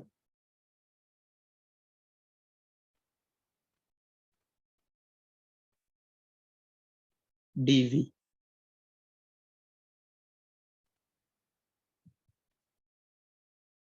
यहां पे स्टेप में जस्ट हमने डाइवर्जेंस थ्योरम का यूज किया है, a का सरफेस इंटीग्रेशन था, उसको हमने डाइवर्जेंस ऑफ a का वॉल्यूम इंटीग्रेशन लिखा है।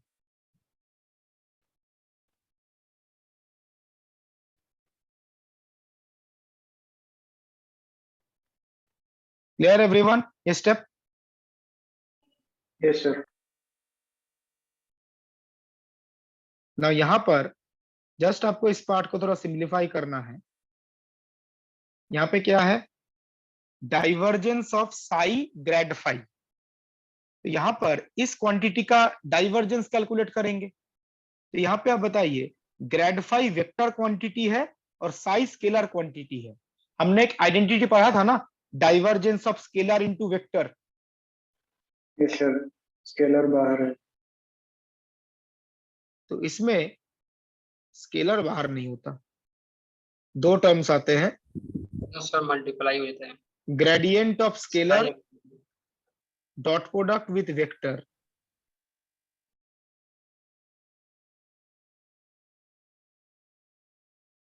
Minus scalar divergence of vector.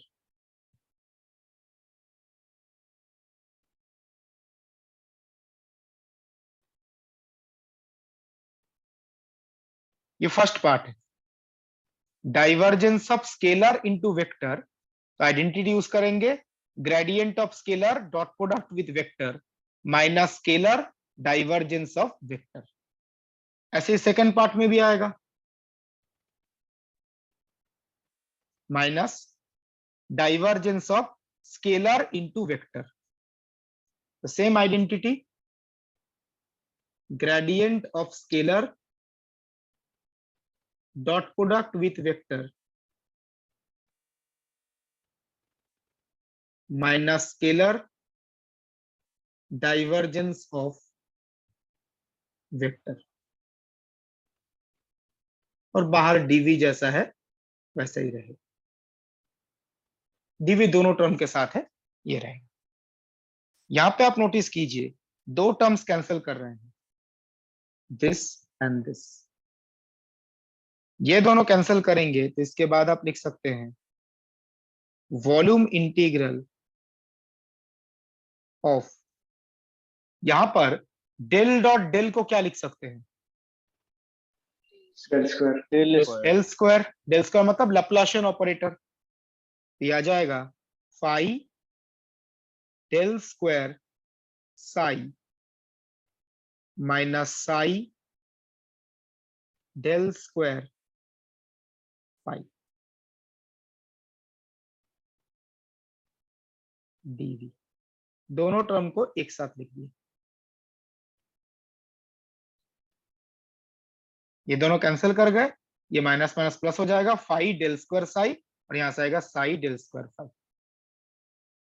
तो देखिए ऑप्शन बी में जो दिया गया है ना वो मैच, ऑप्शन बी में यही दिया गया था। हमने यहां से स्टार्ट किया और इस पे डाइवर्जेंस अप्लाई करके चेक किया, ये आ रहा है।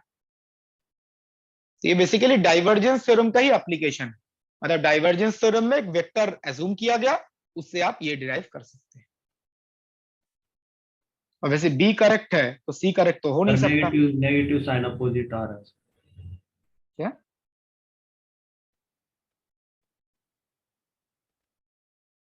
क्या ऑपोजिट आ रहा है? So negative sign, negative sign opposite आ रहा है, होना तो नहीं चाहिए। नो सर ठीक है। हमने ही तो गलत लिखा है ना, तो कुछ बोल ही नहीं रहा है, तो कॉपी किए जा रहा है। बीच में प्लस होता है ना, जो आइडेंटिटी यूज किया, वहां पे मैंने माइनस लिखा है, इसलिए साइन में भी चेंज आ रहा है।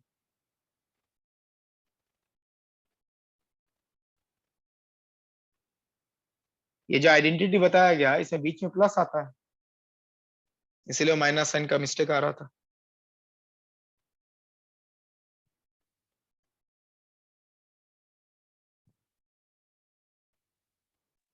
तो ए बी डी ये तीन ऑप्शंस करेक्ट। सर जो स्केलर फंक्शन दिए हैं सर, उसमें वो आर वेक्टर क्यों लिखा है, उससे थोड़ा कंफ्यूजन हो रहा है सर कि वो स्केलर है तो आर मतलब sir x x x I cap और आर वाई। आर वेक्टर का मतलब है एक्स वाई जेड का फंक्शन, कहीं पे भी तो आर सर वेक्टर का फंक्शन लिखा रहता है मतलब वो एक्स वाई जेड का फंक्शन है।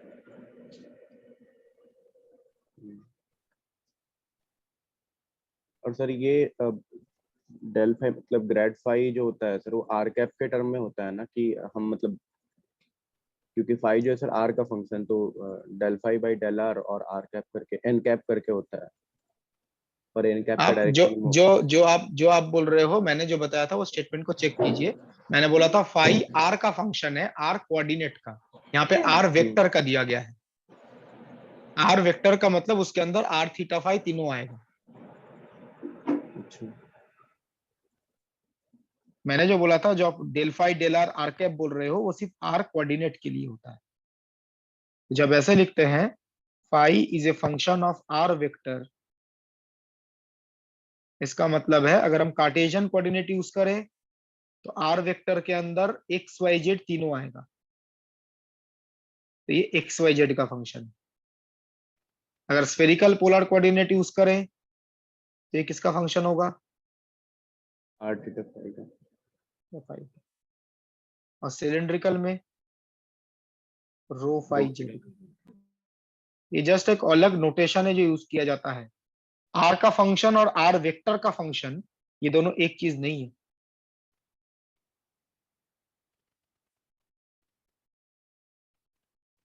सर अगर सिर्फ r का फंक्शन है सर तो हम बस x y z कहेंगे ना, मतलब उसी का है।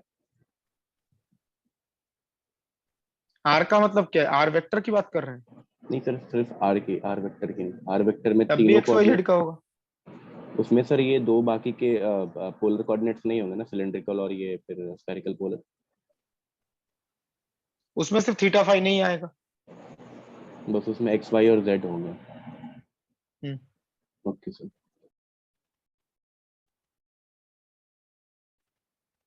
Clear everyone? तो मैं आगे प्रोसीड कर रहा हूं।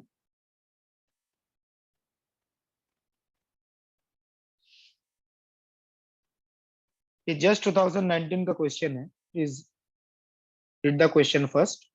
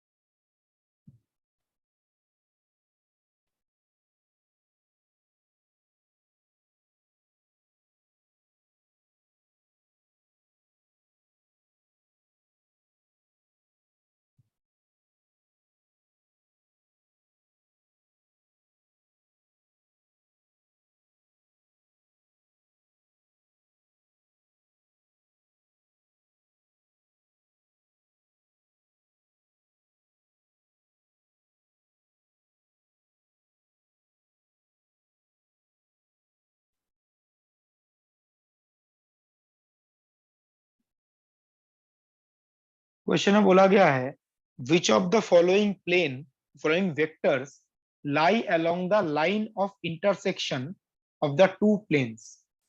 तो क्वेश्चन में दो प्लेन्स का इक्वेशन गिवन है,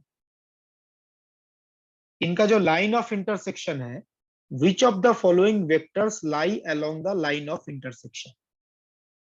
अब देखिए इस क्वेश्चन में अगर आप दो प्लेन्स ड्रॉ करो, ऐसा जरूरी नहीं है जो क्वेश्चन में गिवन है वही ड्रॉ करना है। अगर आप कोई दो प्लेन ड्रॉ करते हैं,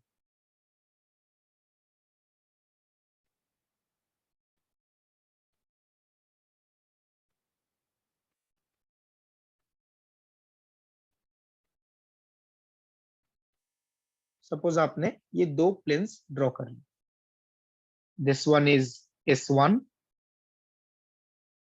and this one is S2। अब इसका जो लाइन ऑफ इंटरसेक्शन है वो ये है, इसको मैं रेड लाइन से शो कर रहा हूं। तो क्वेश्चन में जो वेक्टर पूछा गया है वो इसी लाइन के अलोंग होगा। Suppose that vector is E, ठीक है ना। अब ये वेक्टर हम पता कैसे करेंगे? अगर आपने इस सरफेस के ऊपर नॉर्मल ड्रॉ किया, नॉर्मल वेक्टर कैसे कैलकुलेट करते हैं?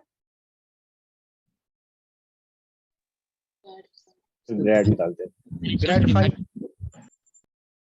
तो सपोज S1 सरफेस के ऊपर आपने नॉर्मल वेक्टर कैलकुलेट किया, वो आ गया ग्रेड फाई 1। जो S2 वेक्टर है उसके लिए भी आपने नॉर्मल वेक्टर कैलकुलेट किया, ग्रेड फाई 2। तो आप मुझे बताइए ये जो A वेक्टर है उसके साथ ग्रेड फाई 1 ग्रेड फाई 2 का क्या रिलेशन है? Sir dot product sir perpendicular होना चाहिए सर दोनों के वेक्टर। परपेंडिकुलर होगा। यस सर, दोनों में पर A vector will be perpendicular to grad phi 1 cross and A vector should be perpendicular to grad phi 2, तो इनका डॉट प्रोडक्ट क्या होगा? 0. 0.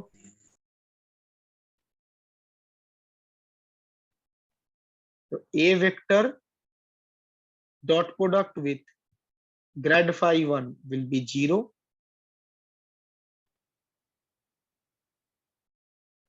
and A vector dot product with grad phi 2 should be 0.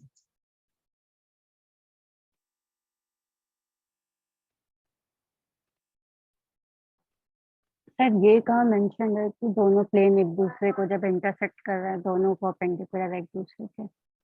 Perpendicular होना बिल्कुल जरूरी नहीं होगा तब भी करेक्ट वही। है। हमने जो समझने के लिए ड्रॉ कर लिया, अगर परपेंडिकुलर ना भी होता तब भी ये दोनों परपेंडिकुलर ही होते।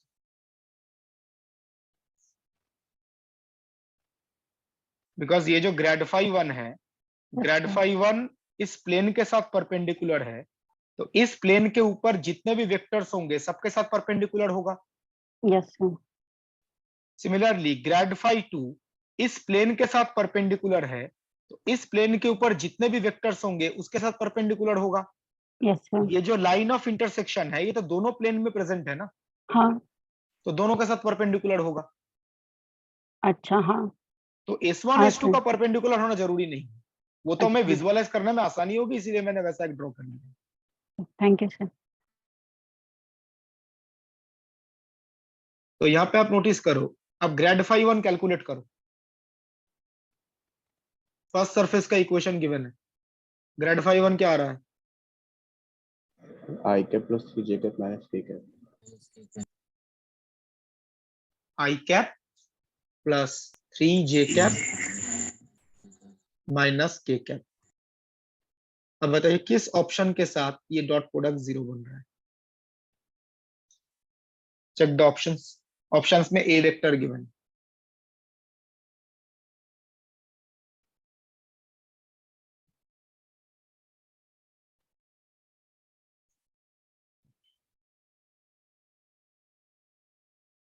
पहला बी ऑप्शन के साथ 0 बनेगा, और कुछ 10 3 6 माइनस नहीं 10, सिर्फ बी ऑप्शन ही आ रहा है क्या?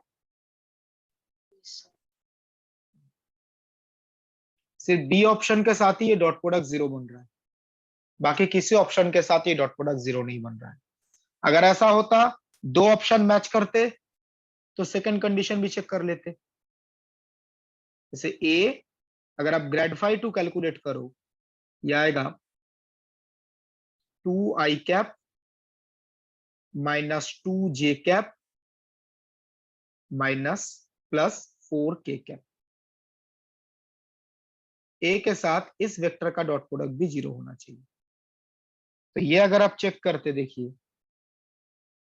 इसमें 20 पहला सेटिस्फाई नहीं करता, 20 प्लस 12 32 माइनस 32 बी सेटिस्फाई करता। Third one 20 minus 4 plus 20 satisfy नहीं करता। फोर्थ वन 20 प्लस 4 सिर्फ बी सेटिस्फाई करता। तो दोनों कंडीशन को सिर्फ ऑप्शन बी सेटिस्फाई कर रहा है। अगर ऐसा होता एक ऑप्शन में दो ऑप्शन सेटिस्फाई करते तो दूसरा चेक भी कर लेते, बट यहाँ पे ऑप्शंस ऐसे हैं जो एक ही ऑप्शन सेटिस्फाई कर रहा है दोनों कंडीशन में ही। ठीक है, क्लियर एवरीवन?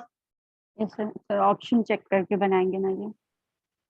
ऑप्शन चेक करके बना सकते हैं, और एक तरीका भी है। Anyone?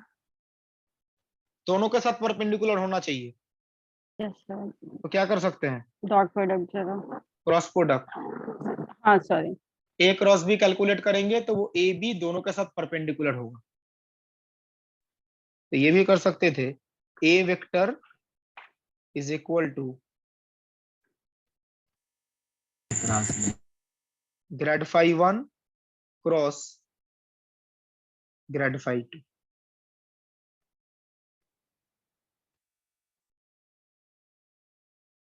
B option correct. Grad phi 1 grad phi 2 दोनों के साथ ही परपेंडिकुलर होता। Clear everyone? Yes sir. Yes, sir. Sir बताइए। सर इसमें del phi one cross del phi two या फिर del phi two cross del phi one भी तो कर सकते हैं, तो उससे डायरेक्शन चेंज नहीं हो जाएगा ये वेक्टर का? क्या क्या करेंगे समझा नहीं। सर इसका क्रॉस प्रोडक्ट यदि इंटरचेंज कर दें तो ये वेक्टर का डायरेक्शन चेंज नहीं हो जाएगा? ऐसा कोई दो ऑप्शन है जिसमें जस्ट माइनस साइन का चेंज है? नो सर, बट एनएटी अगर होता तो वो जरूर क्वेश्चन में देके रहेंगे, डोंट वरी। ऐसा क्वेश्चन नहीं देंगे जिसमें कंफ्यूजन क्रिएट है। अगर कंफ्यूजन क्रिएट होता है तो दोनों ऑप्शन को करेक्ट माना जाएगा। ऐसा हुआ है जैम के एग्जामिनेशन में, ये क्वेश्चन में कंफ्यूजन हो रहा है, दो ऑप्शन आ सकते हैं, दो आंसर आ सकते हैं, तो एनएटी में दोनों आंसर को करेक्ट माना गया है जब क्वेश्चन आंसर की चैलेंज होता है। जब तक आप सही प्रोसेस फॉलो कर रहे हो तब तक आपका आंसर सही आएगा, don't worry about that. And IITs are very much reasonable in this, मतलब कोई अगर आंसर की चैलेंज करता है और वो सही प्रोसेस है तो उसको मान लेते हैं, मतलब अपनी गलती मान लेते हैं, डोंट वरी अबाउट दैट। उनसे भी मिस्टेक हो सकता है बट वो मान लेते हैं।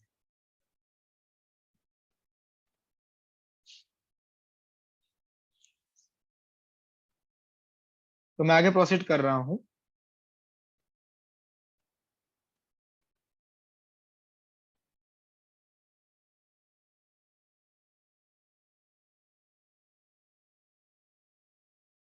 क्या बोल रहे हैं, in this question can we directly check the solution vector such that it must satisfy both equation of planes?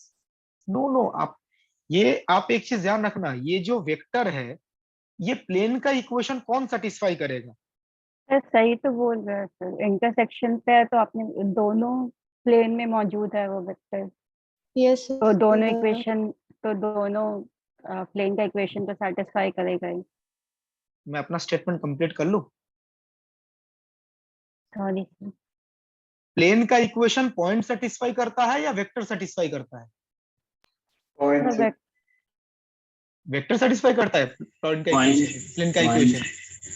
point. Plane के ऊपर जो पॉइंट्स होते हैं वो सेटिस्फाई करते हैं ना, ये जो एक्स वाई जेड है, ये प्लेन के ऊपर जो पॉइंट्स हैं वो सेटिस्फाई करते हैं। ये पॉइंट थोड़ी ना है हमें जो कैलकुलेट करने को बोला गया है। इस वेक्टर के ऊपर जो पॉइंट्स होंगे वो इस प्लेन के इक्वेशन को सेटिस्फाई करेंगे। ये जो लिखा गया है, जैसे ये कंपोनेंट है 10 -6 8, ये थोड़ी ना पॉइंट का पोजीशन वेक्टर है, ये तो इस वेक्टर का लाइन गिवन है। इस वेक्टर के ऊपर जो पॉइंट्स होंगे, कितने पॉइंट्स हो सकते हैं इस वेक्टर के ऊपर? Infinite many. वो पॉइंट्स जो हैं वो प्लेन के इक्वेशन को सेटिस्फाई करेंगे, ना कि वेक्टर। अगर हमें ये पता चल जाता इसका ये इनिशियल पॉइंट क्या है, ये फाइनल पॉइंट क्या है, और उसको प्लेन में चेक करते तब वो सेटिस्फाई करता, बिकॉज ये पॉइंट और ये पॉइंट दोनों S1 S2 में है। वेक्टर प्लेन के इक्वेशन को सेटिस्फाई नहीं करता, जो पॉइंट्स होते हैं वो सेटिस्फाई करते हैं। सर बट ये जैसे आपने बोला एक वेक्टर पे मतलब इनफाइनाइट मेनी पॉइंट्स तय करते हैं, सर ये 10 6 भी तो एक उनमें से ही एक पॉइंट्स है ना, मतलब एक पॉइंट को नोटेट कर रहा है। अगर इसका हम लाइक इसके फिर डिपेंडेंट चलो बहुत आपका, सारे चलो मान लेते हैं ये पॉइंट P है और ये पॉइंट Q है। तो कोई मुझे बता सकता है ये A वेक्टर जो लिखा गया है वो बेसिकली क्या है? Q माइनस P होगा सर। अगर P पॉइंट का कोऑर्डिनेट मान लेते हैं x1 y1 z1 और Q पॉइंट का कोऑर्डिनेट मान लेते हैं x2 y2 z2, तो A वेक्टर क्या होगा? x2 हाँ माइनस सर x प्लस नहीं i के होगा plus y2 minus y। Sir, वो एक्सटेंड भी हो सकता है सर, ये गलत मतलब ये लाइक डेंजरस ऑप्शन है ऐसे चूज करना, क्योंकि सर बिल्कुल ये ए बड़ा भी तो हो सकता है ना, तो ये बिल्कुल कोई हो और भी सकता पॉइंट है। हो सकते हैं। यस सर, तो सही है। अब ये जो 10 6 है ये तो x2 माइनस x1 है ना। यस सर, ये जो x1 y1 x2 है वो प्लेन का इक्वेशन सेटिस्फाई करेगा, इनका डिफरेंस नहीं। ये वेक्टर डिफरेंस से बनता है, एक पॉइंट को लेके वेक्टर नहीं बनता।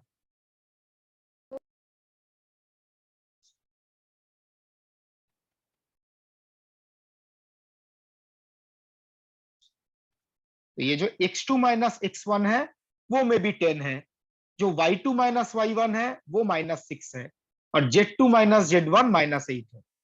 और इस प्लेन को कौन सेटिस्फाई करेगा? x1 y1 z1, इनका डिफरेंस थोड़ी ना सेटिस्फाई करेगा।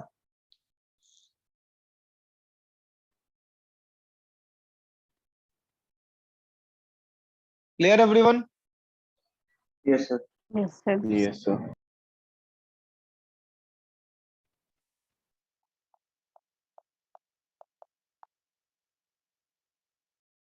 ठीक है, आज का लेक्चर यहीं पे स्टॉप करते हैं। किसी को कोई डाउट है डीपीपीसी या किसी से तो पूछ सकते हैं। तो डीपीपी से सर 8 वाले से आपने जो कल दिया था। जस्ट 1 मिनट में ओपन कर लेते हैं।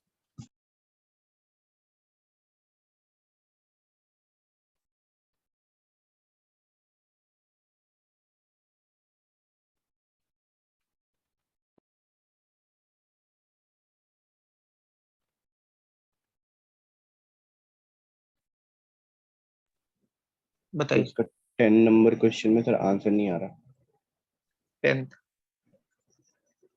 सर। इसको मैंने ना ऐसे करने की कोशिश करी, आप कर बता दीजिए, हिंट दे दीजिए सर, सॉल्यूशन नहीं। सर जैसे हमें v दे के रखा है r square r vector, sir इसको हमने आर क्यू आर कैप लिखा, और फिर डेल मतलब इसका हम मैं अगर हाँ बताइए फिर। सर उसके बाद हमने del v by del r कर लिया तो 3r स्क्वायर्ड हो जाएगा, और फिर 3r स्क्वायर्ड को हमने फिर वही आर नहीं स्क्वायर नहीं, साइन। थोड़ा सा रुक जाइए, थोड़ा सा रुक जाइए। आपको तो फ्लक्स कैलकुलेट करना है ना। हाँ सर। फ्लक्स मतलब v डॉट ds। हाँ सर, तो हमने सर डाइवर्जेंस थ्योरम लगाया सर, और उसमें मतलब वॉल्यूम इंटीग्रल से कैलकुलेट करने की कोशिश की। तो डाइवर्जेंस ऑफ r में क्या आया है? सर डाइवर्जेंस ऑफ v हमने लिखा है, तो डाइवर्जेंस ऑफ v 3r देखो मैं स्क्वायर्ड आ आप रहा है। एक चीज में बता रहा हूं। जब आप डाइवर्जेंस कैलकुलेट करो ना, तो आप कभी भी r वेक्टर को r इंटू आर कैप मत लिखो, आपका मुश्किलें बढ़ जाएंगी। r वेक्टर को r वेक्टर ही रखोगे। बताए क्यों? डाइवर्जेंस ऑफ r वेक्टर को आप 3 लिख सकते हो, डाइवर्जेंस ऑफ r कैप को क्या लिखोगे? Sir divergence of r cap में फिर आपको स्फेरिकल पोलर कोऑर्डिनेट का जो डाइवर्जेंस का फॉर्मूला है वो याद रखना पड़ेगा।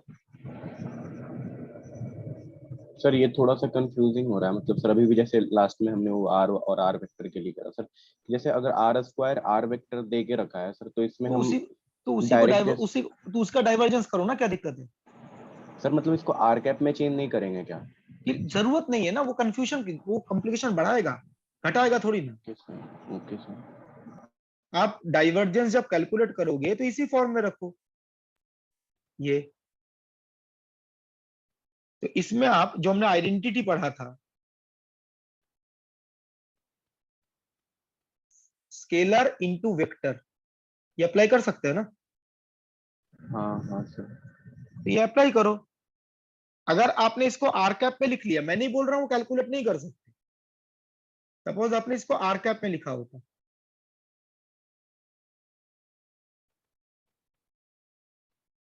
तो फिर आपको क्या करना पड़ेगा? स्फेरिकल पोलर कोऑर्डिनेट का जो डाइवर्जेंस का फॉर्मूला है वो यूज करना पड़ेगा। वो फॉर्मूला क्या होता है?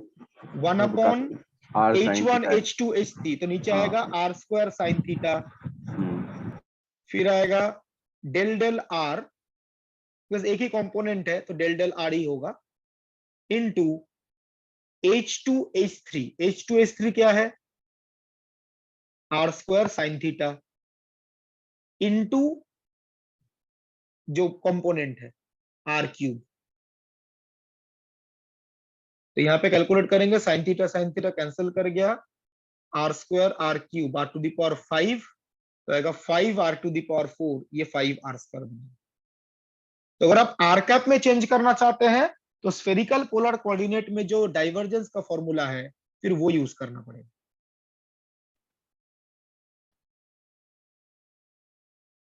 हाँ सर, तब इसमें आ जाएगा फिर। और अगर इसमें भी आप अप्लाई करो स्केलर इनटू वेक्टर, तब भी ये आंसर सेम ही आएगा, 5 आर। सर मैंने यहाँ पे कंसेप्चुअल मिस्टेक कर दी सर, इसमें ना आर कैप को मतलब मैंने ऐसे करा कि उसको भी सर आर कैप में ही ले लिया, क्या बोलते हैं, डेल को भी आर कैप में ले लिया, तो वो 3r स्क्वायर्ड कर दिया, फिर उसमें डायरेक्ट वो आ जाता है हमारा नो वो नो, गलत है। वो आपने ग्रेडियंट का फॉर्मूला यूज कर दिया है, वो डाइवर्जेंस का फॉर्मूला नहीं है। Yes sir.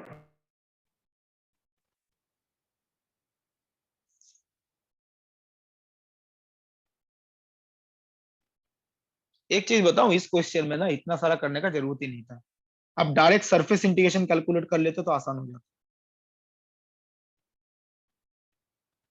फ्लक्स पूछा गया है ना, तो वेक्टर फील्ड का surface Yes, integral sir. Calculate कर लो।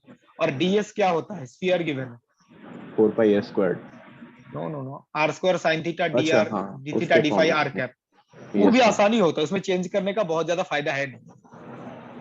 सर उसमें ट्राई करते हैं सर। मतलब बेसिकली हम चेंज क्यों करते हैं, कैलकुलेशन आसान बनाने के लिए।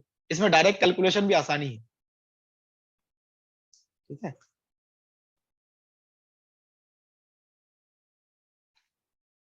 Anything else, anyone?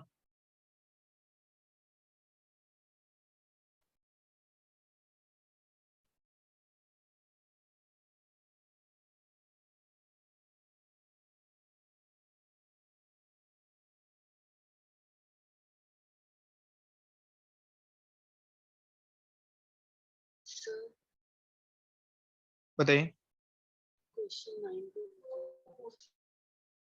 क्वेश्चन क्या डाउट है इसमें? इसमें S1 का S1 स्फीयर है तो उसका S1 हेमिस्फीयर है, अपर हेमिस्फीयर। क्वेश्चन में बेसिकली दो सरफेस का यूनियन है।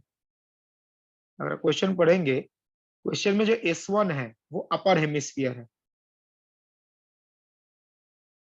और S2 जो गिवन है वो क्या सर्कुलर डिस्क का इक्वेशन नहीं है?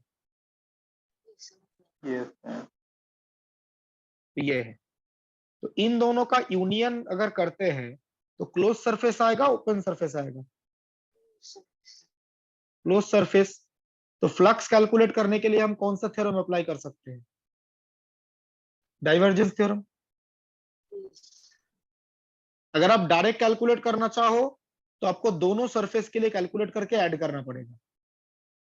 उससे बेटर है क्लोज सरफेस है, डाइवर्जेंस थ्योरम अप्लाई कर दो, एक ही वॉल्यूम इंटीग्रल से काम चल जाए, ठीक है। सर यहाँ पे दो सरफेस का यूनियन मतलब करने का क्या मतलब मीनिंग है सर? यूनियन मतलब बेसिकली एडिशन है। सर तो दो सरफेस को ऐड करेंगे तो ये मतलब बॉटम सरफेस और जो कर्व सरफेस दोनों को ऐड आखिर कैसे करेंगे सरफेस को? ऐड करने का मतलब दोनों को कंसीडर कर रहे हैं, तो दोनों को कंसीडर करेंगे तो ये वॉल्यूम को इनक्लोज करेगा। Yes sir. ये कोई वेक्टर एडिशन ऐसा कुछ नहीं करना है, दोनों कंसीडर करेंगे तो वो वॉल्यूम को इनक्लोज करेगा, ये समझाने की कोशिश की गई। Okay sir, thank you. Any other question, anyone?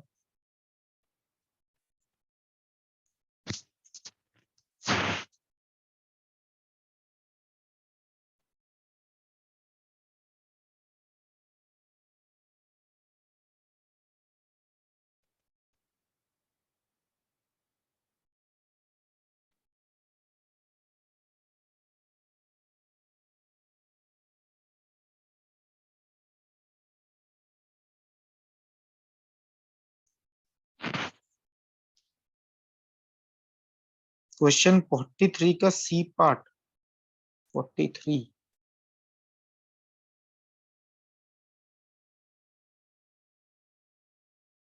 C part में तो बेसिकली इंटीग्रेशन ही करना है, और क्या है।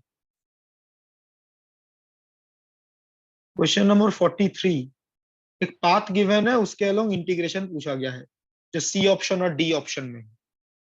तो देखिए तीनों पाथ के अलोंग अलग अलग कैलकुलेट करेंगे। पहले देखिए मैं एक का बता देता हूं। जो पाथ गिवन है उसका पहला पार्ट है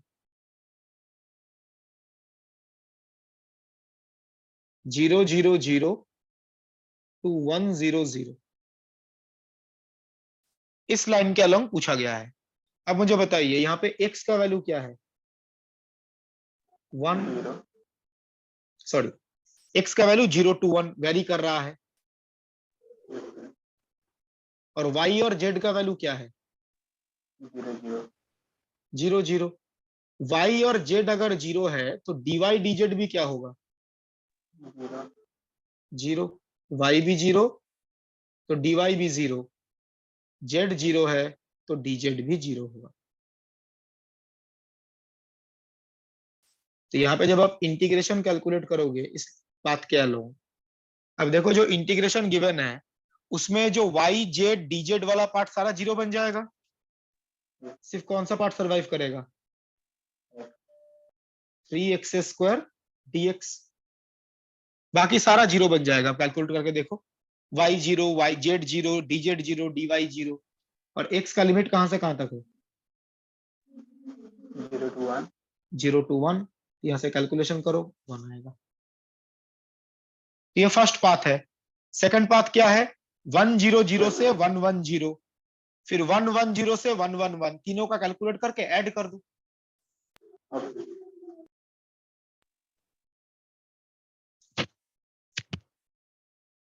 सर एक क्वेश्चन था सर कि मतलब मैंने कहीं देखा था, शायद पता नहीं, उसका पूरा इन्फॉर्मेशन में नहीं आता सर। इसमें अगर हमें जैसे x है, जैसे वो cos थीटा के फॉर्म में दिया है, मतलब x is equal to cos t है, y is equal x equal to cos t, ठीक है, y is equal to sin t है, और z is equal to t है सर। तो इसमें पहले तो x y z में एक रिलेशन निकालना पड़ेगा सर, तभी हम कुछ भी इसका सरफेस या क्या करना है, क्या करना है ये तो बताओ। सरफेस इंटीग्रल या फिर फ्लक्स निकालना sir, as per I remember. तो सर इसमें बस यही था कि x y z में सर रिलेशन क्या एस्टेब्लिश करें हम। नहीं, वो क्वेश्चन पर डिपेंड करता है ना। फ्लक्स है तो कोई सरफेस होना चाहिए, वॉल्यूम है तो कुछ वॉल्यूम होना चाहिए, कुछ तो होगा। एक सरफेस का नीड था सर इसमें, मतलब मेरे को पूरा डाटा नहीं आता, बस इतना था कि नहीं, ये जो आप बोल रहे हो वो तो कर्व का इक्वेशन है सर। कैसे मतलब इसको हम एक कर्व से कैसे मतलब देख रहे हैं, मतलब पता तो चल रहा है कि वो वेरी कर आर रहा है। वेक्टर क्या है? आर वेक्टर क्या होता है? X I cap, Y J cap, Z के कैप। Yes sir. और हमने पढ़ा था ना, tip of R T curve को ट्रेस करता है तो उसका डेरिवेटिव टेंजेंट वेक्टर होता है। अच्छा, वही तो कॉन्सेप्ट है। तो इसमें हमें निकालना हो, अगर हमें डेल निकालना हो इसका, कि अगर हमें इस ग्रेड फाई निकालना हो, फाई दे के रखा फाई है क्या हमें। है? हाँ जी सर, हाँ, फाई फाई सर निकालना। हाँ सर, तो फाई कैसे हम निकालेंगे सर? तभी तो हम ग्रेड निकालेंगे ना, तो फाई कैसे इसमें निकाले सर हम? यहाँ से फाई कैसे निकलेगा? नहीं निकल सकता ना सर इसमें इंफॉर्मेशन। ये तो कर्व है, कर्व से फाई कहाँ से पता चलेगा? फाई तो सरफेस का इक्वेशन है। अच्छा हाँ, ये कर्व है ना सर, हम इसको ऐसे लिख रहे थे सर कि x square plus Y square is equal to 1 कर दिया था, या फिर टी के जगह जेड डाल दिया और फिर जेड का एक्स में कन्वर्जन कर दिया। अगर ऐसा कुछ गिवन है, जैसे कोई सरफेस का इक्वेशन अगर ऐसे गिवन है, उस केस में हम एक्स वाई जेड के बीच में रिलेशन निकालेंगे। अगर बोला गया है ये सरफेस को रिप्रेजेंट करता है, हाँ सर, सरफेस को ही था सर रिप्रेजेंट कर रहा सर ऐसा। तो उस केस में हम एक्स वाई जेड के बीच में रिलेशन निकालेंगे। सर तो जेड तो इसमें आ नहीं रहा ना, मतलब अगर हम देखें तो, क्योंकि सॉरी, तो वो सरफेस होगा नहीं ना। मे बी आप कोई कर्व का इक्वेशन बता रहे हैं। अगर वो एक्चुअली कर्व का इक्वेशन है तो उसमें सरफेस का इक्वेशन कहाँ से आ जाएगा? ठीक है सर, मैं ना क्वेश्चन एक बार आपको खोज के सेंड कर दूंगा टेलीग्राम। ठीक है, लेकिन अगर सरफेस है तो उसमें बेसिकली एक्स वाई जेड के बीच में रिलेशन ही पता करना है और फिर ग्रेड फाई निकालना है। सर इसी डीपीपी का 14 नंबर क्वेश्चन में सर जो काउंटर लिखा है सर, वो हमें मतलब डायरेक्शन को शो कर रहा है ना कि वो एंटी क्लॉकवाइज हमें लेना है उसका। काउंटर मतलब एंटी क्लॉकवाइज। और सर जो डी थीटा है सर, वो डी थीटा कर्व को नहीं रिप्रेजेंट कर रहा, वो बस चेंज इन थीटा को रिप्रेजेंट कर रहा है ना। Okay sir.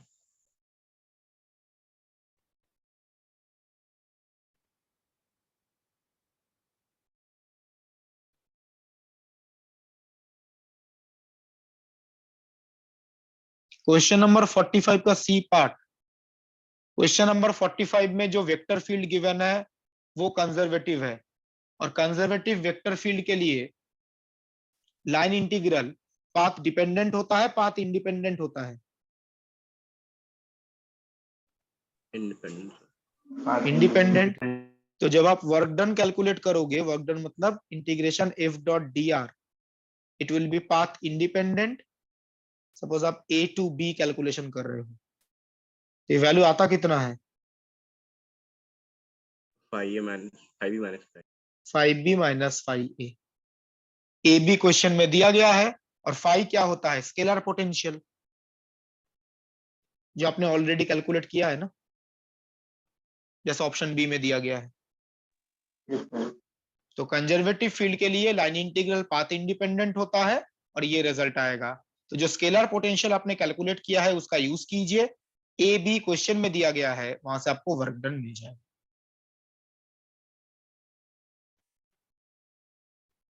Anything else?